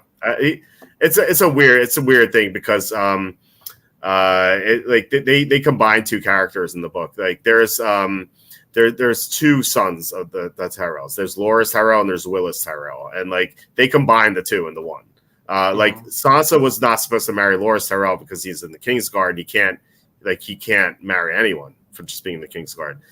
She was supposed to marry Willis Tyrell, who's I believe he's handicapped, and she never even met him, but she heard of him, and like she was getting excited about it because that meant she could leave King's Landing and go to High Garden and like just be in like a warm, like flowery place, like just like what Sansa would like, and she'd be like her kids would run the High Garden eventually. So yeah, it's still promising for her, and like she never was supposed to marry Loras Tyrell, who's gay, it's funny when they had that conversation, and like Loras, like I would dream about my wedding, like the gown and stuff like that, and Sansa's like, oh, and your bride too? He's like, oh yeah, my bride. It's funny. That's good. Oh, Brandon says, keep coming back, Quack. I will, baby. I will. John says, what do you think about Jaime rescuing Brienne? You were surprised? I was surprised that he jumped in the pit, but I wasn't surprised that he came back for her. Okay. So, but yeah, when he jumped in there with the bear, I was like, wow, I didn't expect that. So yeah, so partially to answer your question there, John. They were replaying the Bear and the Maiden Fair. That was the famous song that they sing a couple of times. That was about Jorah Mormont and the woman who took all of his money, and so he had to sell slaves just to keep her. And it didn't happen, and then he got exiled. So that's Jorah Mormont. They're from Bear Island, so that's what that's from. Okay. Anything else with Game of Thrones? I'm going to touch on a couple more things, unless you have to go. I know where it's 2 a.m. Oh no. That's all I have to add. I'm looking forward to the next couple episodes to finish out season 3. So, what you got for me? I was going to pull up the Oh yeah. And then touch real quickly on the cover call. So Donald Trump is minus 175. That for those who don't know, if you want to make $100, you have to bet 175 to win 100. So he's the favorite. Joe Biden's plus 292 now. So that means if you bet 100 and Biden wins, you win $292. So he's a heavy underdog here. It was much closer before the debates. I believe. It's different in every sportsbook, obviously, but I think Trump was, I want to say, minus 150, and Biden was like plus 130 or 140, and like now Biden is such a huge underdog after that horrible debate that he had. Did you watch the debate at all? No, I actually fell asleep. I took a 4-hour nap. Okay. I got like the broad strokes from Twitter the next day, but okay. I didn't watch live to answer your question. Yeah, there's some horrible moments for me. Like Biden just like froze at times. Like he froze for like 20 seconds and then he started muttering, and like Trump was like, I don't know what he said, and quite frankly, I don't think he knows what he said. I saw that part. Yeah, it was just a really bad moment, and like a lot of people, like a lot of like independent normies that I know, like this one guy I know, I won't mention his name. He might be watching. He texted a mutual friend of ours and was like, I can't believe Biden's this bad. Was he always this bad? And like my friend was like, yeah, you just haven't been paying attention.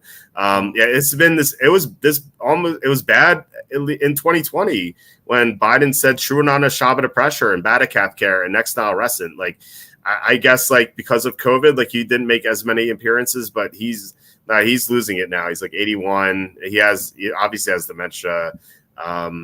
And so, yeah, I think he's going to be replaced, obviously. Well, not obviously, I should say, but I think he will be replaced by someone.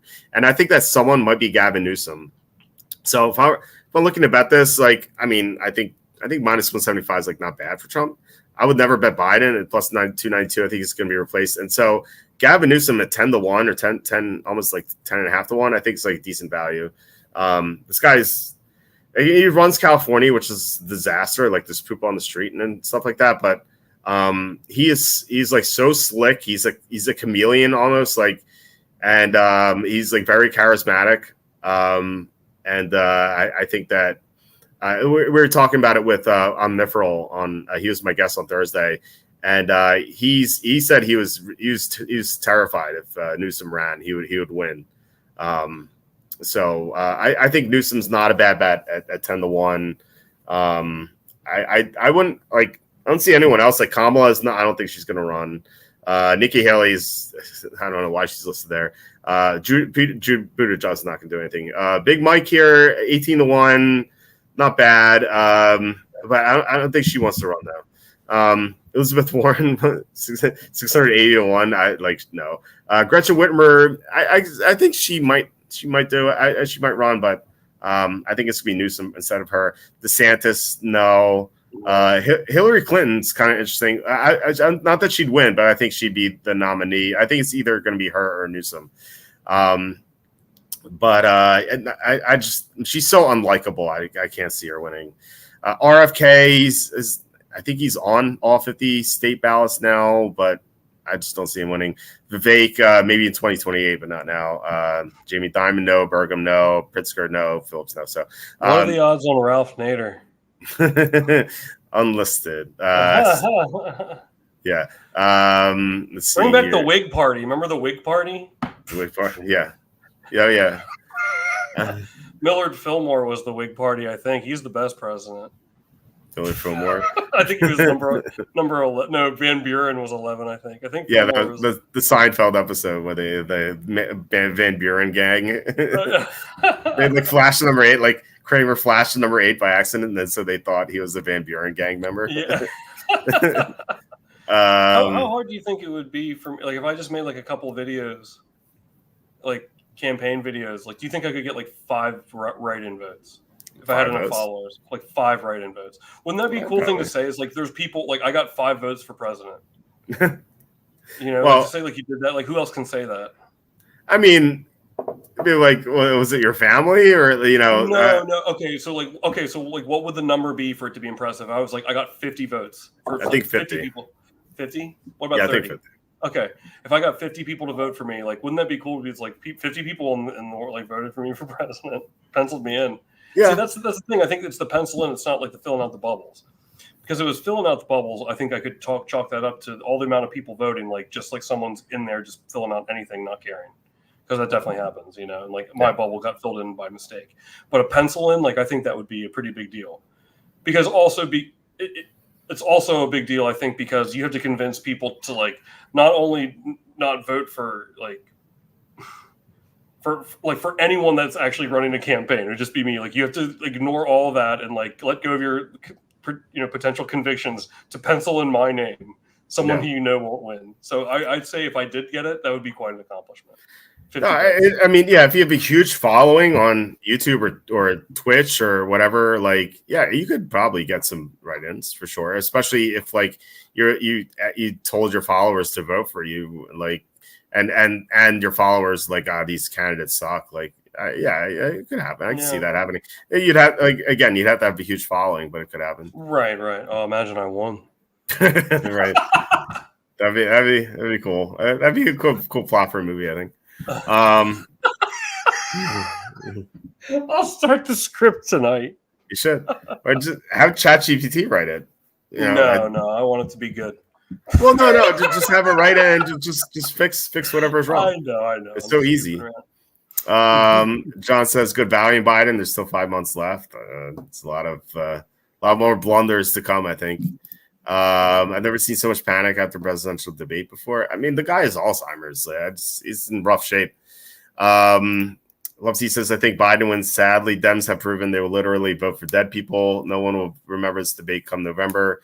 I don't know. I think like people will remember how they feel and like not what you say to them. And I think they'll remember feeling like you have to remember, like, this is not just like this guy coming out of the blue. Like people have suffered through his presidency. Like there are people, like 25% of according to Bloomberg, 25% of Americans are taking out loans to buy groceries. Like it's in rough shape. Like the country's in rough shape. No one can afford to buy houses anymore. They're all super high. Interest rates are insane. Gas prices are through the roof. Like we're in and plus they've let so many people in through the border.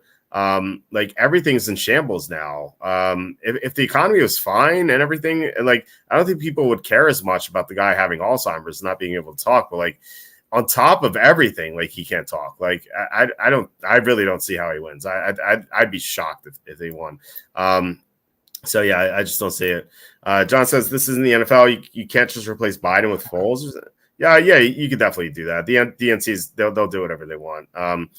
Like I had this argument with my friend, and like And he's like, the rules say you can't do it. I'm like, rules are just things written down on a piece of paper.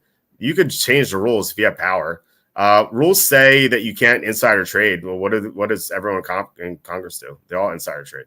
Like, people with power will break the rules. And if the DNC, if the Democrats believe that they can't win with Biden, they're just going to replace him.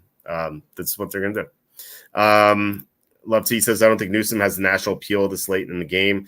Well, here's the thing. Like, there are people who don't like Trump at all. And there are people who don't want to vote for Biden because he's Alzheimer's. And like, Newsom's a young guy and he's charismatic and I think he could win people over. I think he could come in late and win. I'm pretty convinced. I think he has a better chance to win Biden for sure.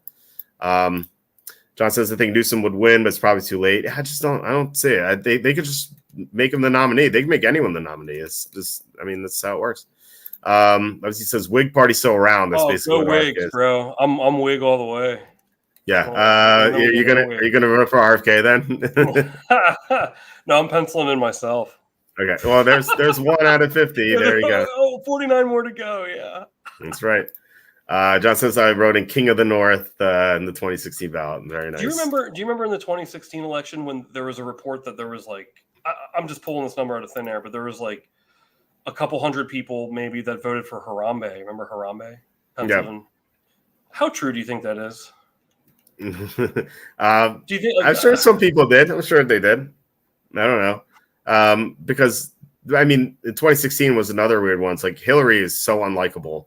But then you had Trump, and like a lot of people didn't believe that Trump would do a good job. And so it was another election where it was like, I don't know if there was much enthusiasm for one, and eventually there was a ton of enthusiasm for Trump.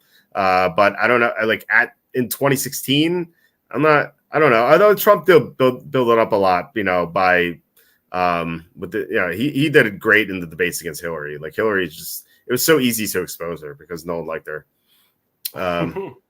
Q is a Whig guy, LOL.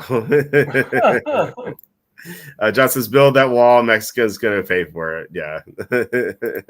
I'd like to see the official records. I'm interested. I'm still thinking about this Harambe thing. How many people?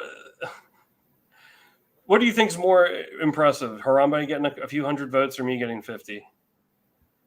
Well, it depends how. Well, right now, you getting 50. Oh, okay. But like if you had like millions of followers and something, I think Harambe would win. It's all relative. So it's like for example, if like Mr. Beast came out, like I said, vote for me. Like I'm sure he'd get hundreds of votes. Like he wouldn't win anything, but he'd probably get a couple hundred. Right. I get one vote. Yeah, exactly. Right. Exactly. Yeah. Right, what else we got? Cover calls. We were talking about this. So I promised to get into this real quick. So what you do is this is free money. If you have 100 shares, or if you have 300 shares, you can do this 3 times. 800 shares, 8 times, so on and so forth. What you do is you go to the options chain in your brokerage account, and let's just say you have 100 shares right now, and the stock price is currently $24.69. You have to ask yourself, like, at what price would I be comfortable selling these like right away? And keep in mind, like you can just buy back like you did. You said you bought at 30, sold at 60-ish, and then you bought back on the way down. And like that's the idea here. Like you should be able to do that again. So this $24.69 by Friday. This is July 5th. These July 5th expirations. You have to ask yourself, like what price am I okay at selling on Friday? So for me, it's like either $40 or $50. And so right now, is this the bid? Let me see. Okay. Yeah. The bid and the ask. So, right now that's $15 or it's 15 cents here. But remember, you have to multiply by 100. It's $15 on the bid. So if you have 100 shares, you can right now go to the option chains and sell one covered call at a $40 strike price, or you can go to 50, you can go to 60, you can even do 30. But right now at 40, you would get $15 for free, just for selling the covered call. Now, what happens is if the price never goes to 40, until Friday. You have until Friday. Then you just have the $15, and you would have the $15 right away the next day. It's T+1 settlement. So if you did this on Monday, you'd have the $15 on Tuesday. You'd have that money regardless. That's yours to keep forever. But if the stock price never goes to 40, then nothing happens at all. If the stock price hits 40, like on the dot, or 41, 42, you would be forced into selling your 100 shares at $40. Now, the one downside here is not even a risk. It's like a slight downside. Let's say like the stock soars to like 60, right, by Friday.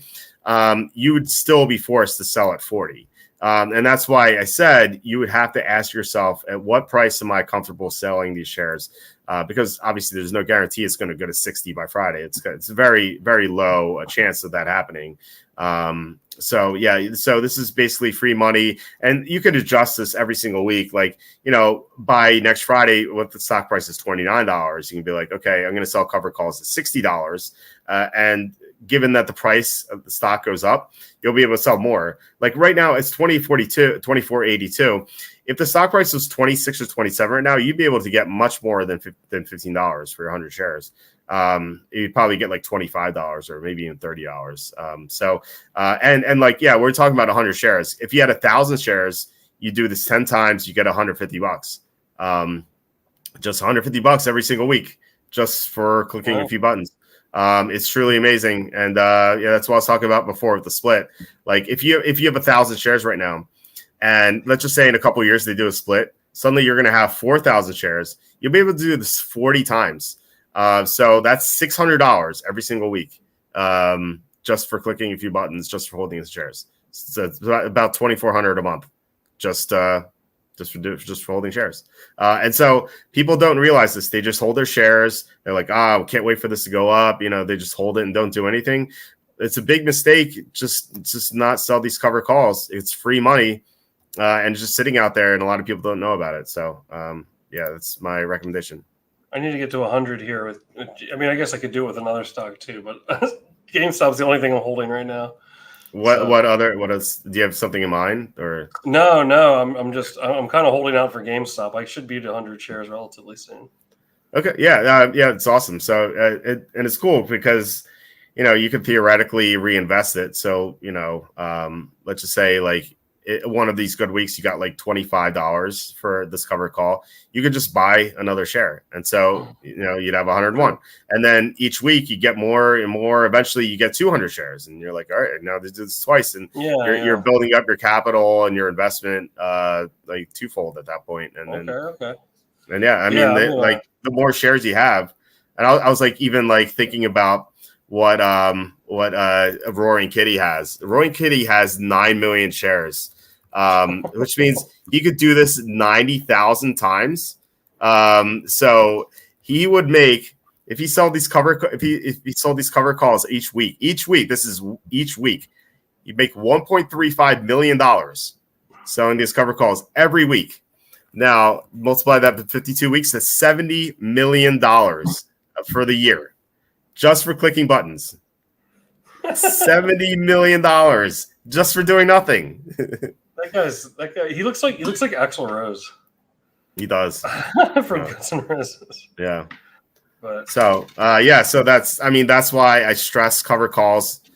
Make sure you do them. If you have 100 shares, if you don't, try to get 100 shares eventually. Just keep building up your portfolio here with free money. You can do whatever you want with this money. Keep in mind you have to pay taxes, obviously, but you can reinvest it, you can withdraw it, you can invest something else. Like it's your money, T+1. The next day you get this money to spend however you want. All these opinions are our own. This is not financial advice. No, it is definitely financial advice because I'm not selling anyone on the stock. You could do this with any stock. You go to any ticker, Tesla, Nvidia, any stock that has an options chain. You should be doing this. It's free money. Like, there's no reason not to do this, and I'm not selling you on anything. So it is definitely financial advice. But it doesn't hurt to say it's not. No, it is. It is financial. But it can only help you if you say it's not, and then if it is, it's like a bonus, sort of. I say like I like GameStop. I think you should buy shares. This is not financial advice. But if you have shares to do cover calls with, that is definitely financial advice because it's free money. But why not say it's not that? Just be like, just kidding, it is. But we say it's not just as a disclaimer. But you don't need the disclaimer. It's free money. Like you will not lose money on this. You can't lose money on this. It's impossible. It's free money. There's no risk. There's zero risk to this. The only risk you take is not earning as much money if there's a squeeze or something like that. That's not even a risk. It's lowering your upside. But it's every week, and how often are you guys holding shares? You hear stories like, hey, I'm holding these shares for 3 years, just waiting for a squeeze, and it's like, well, for 3 years you could have sold cover calls every single week, and even if it's only 100 shares. Like $15. It's usually more. Like sometimes it's like 20 or 25. Let's just say it's like $15 every single week. For 3 years, that's $2,300 that you could have just had, just for nothing. I'm gonna buy 100 shares of Enron right now. Hang on. Enron. Well, there's no options. There's no options chain for Enron. So late 90s. Did that? Yeah, that was early 2000s, I think. Early 2000s. Yeah, that's because I remember this like a blip on the radar of that whole story. But the Houston Astros, their field used to be called Enron Field. Mm-hmm. Yeah, I mean, they were one of the biggest companies in the world, and they fudged their numbers. They made up all their numbers. Okay, we have a question about this. John says, can't you lose money on covered calls if the stock price drops below the break-even point? Well, the stock is never going to be below the break-even. The stock is always below the break-even point. Like right now, GameStop's 24. We're selling $40 covered calls. So it can't drop below. It's already below. So yeah, I mean, you're just saying I'm willing to sell this at $40. And I'm going to get money to do that. So you're basically like taking out a contract on your shares, saying I'm going to sell at $40 and I'm getting $15 to do it. Now if it goes higher, I can't sell it for higher. So I have to sell for 40. So yeah, it's free money. There's no way to lose money on this. You get money right away, and you don't like. The one thing I will say though is, if you sell a covered call, and that's why I won't only do like 1 week at a time. If you sell a covered call, you can't sell your shares while that covered call is out. If you want to sell your shares, you have to buy back the call. Generally, the longer you wait, the less valuable the call will be. So you're probably going to buy back for a lower price. Let's just say, like, for example, if this GameStop goes from like, it's 24 right now, it goes to like 35 by Thursday. And suddenly you're like, oh man, I don't want to sell for 40. I want to buy back these cover calls so I don't sell. Those cover calls are going to be expensive to buy back. So that's why I said before, you have to know, you have to come up with a price where you're like, I'm okay to sell it. And as long as you do that, you're going to be fine. So there's no risk. I'm just saying, like, but you have to know that you can't sell the cover calls. You can't sell the underlying stock as long as the cover calls are out, because that's your collateral, basically. Wow. I need to get to 100 at GameStop here soon. Yeah, well, you said you're over 50, so I mean, I don't know how many you have, but like, yeah, you're more than halfway there, right? So yeah, I think I have like 75 shares or something like that. It's not too bad. Yeah. John Lutzy says this is the most well-versed show on YouTube. Thanks. Thanks. Thank you. I mean, we do know a lot about a little bit about a lot. I feel. Yeah, like. we've talked about we talked about McDonald's. We talked about covered calls. We talked about Game of Thrones. We talked about politics. We talked about betting NFL Week 1. Yeah. We talked about Curb Your Enthusiasm. We touched on a lot in these 3 hours. We are coming up on 3 hours. Yeah. You probably have to go. Unless any last thoughts here. I think that's about it. I'll tell you what. I was just thinking about this the other day, and I didn't even realize. I mean, we're 1 month away from the games. It's time to really kind of immerse myself in this. I think today really helped talking about our super contest entry. But this is good. I think, I don't know. The first year we did it, because we talked about this before, we did really well. We got 52nd. I mean, we didn't cash, but we came very close. And I think it was my first attempt. I was pretty proud of that. Out of 1,600 entries, we got 52nd.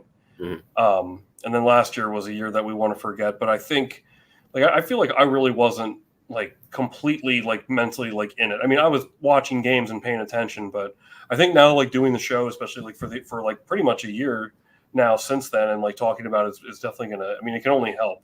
You would think so, but I feel a little more honed into it. So as I knock the head, I need to get some longer headphones. It's just earbuds. I always have the wrong. Like I should just get like one of those the gamer headphones. I mean, that would make sense, but anyhow. Oh, your earbuds work for me. Yeah. I don't really need fancy headphones. He says, "Love seeing you back, Professor." Hey, thanks, appreciate it, love you. Good to have you here. So always glad to have Quacky on the show here. So yeah, that's about it. Please hit like, subscribe, comment below, share this video, visit the link in the description for the merch store. Quacky, do you want to plug anything? Perhaps your Twitch? Yeah, we can put it on there. I haven't really been streaming in a while. Now I've been working a lot too lately, but I'll be on there playing some Rocket League, maybe some Elden Ring now, thanks to Patrick Villa's recommendation there. But see me on there. Twitter, I'm somewhat active. I just go through phases of like I haven't really like bet on anything. I took the Magic to win the East today, but that was I just like go through phases of like different things. So now like the last couple of days, I've been looking at these NFL picks and really thinking about that Eagles game. So I'm going to be spending a lot of time, kind of getting immersed in the game, getting it leading up to week 1. It's going to be here before we know it. Yeah. It really is. Like I said, the summer goes by quickly. So yeah, I'm looking forward to it.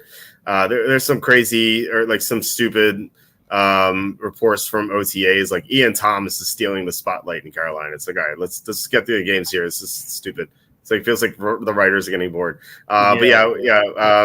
So next week, Monday, we're gonna have a show Monday instead of Wednesday because I have plans on Wednesday, just hanging out with a friend, haven't hung out with him a long time. So, and plus Wednesday is the eve of July 4th anyway. So figure Monday might be better anyway. So we're going to be on with Kenny on Monday instead of Wednesday, then Jacob on Tuesday to talk about AFC North and NFC North. And then we have a guest plan on Thursday. I think it's going to be Ben Wasley on Thursday, which is funny because it's July 4th, but that's meaningless to him because he's in Australia. So he can come on. Actually, it might even be July 5th for him by then. Anyway, so I thought that'd be funny to have him on July 4th. So yeah, we're gonna have an episode July 4th, and then Saturday with Quacky again. Soon that's the plan. So join us. Yeah, join us next week. He says Q should stream on YouTube. I've been thinking about getting my own show like this together soon, but I'm dragging my feet on. I'm tired, man. I get Well, one day, because I was streaming on TikTok for a while, and then I kind of quit TikTok, but because it's a strange app to say the least. We won't open that can now, but no, I was thinking about having like my own show or making like a few video essays at some point, but I've been dragging I appreciate it, love to eat. So yeah, for sure. John says 4th of July just reminds me of how dumb dogs are. Yeah, it's we have 2 dogs, and it's so annoying, especially now with 2 kids. Like, we hope they don't wake up the dogs. Like, I'm going to trap them here in my office with me. So I'm down here in the basement, so, like, the kids won't hear them barking, hopefully. But you guys will on the show, so hopefully they're not too bad. But I'm kind of insulated in my basement here. It's like, I don't feel like you can't hear the fireworks too much. Well, we got to go. I'm not a huge fan of fireworks. You love like when people on Facebook like put like the videos of the fireworks they're watching. It's like, bro, no one's watching this. I hate fireworks. Maybe it's a subject for next week. Yeah, I'm sure. So. Yeah. All right, guys. Thanks again for watching. Just really appreciate it. Especially to John with the $5 super chat. Thank you so much, John.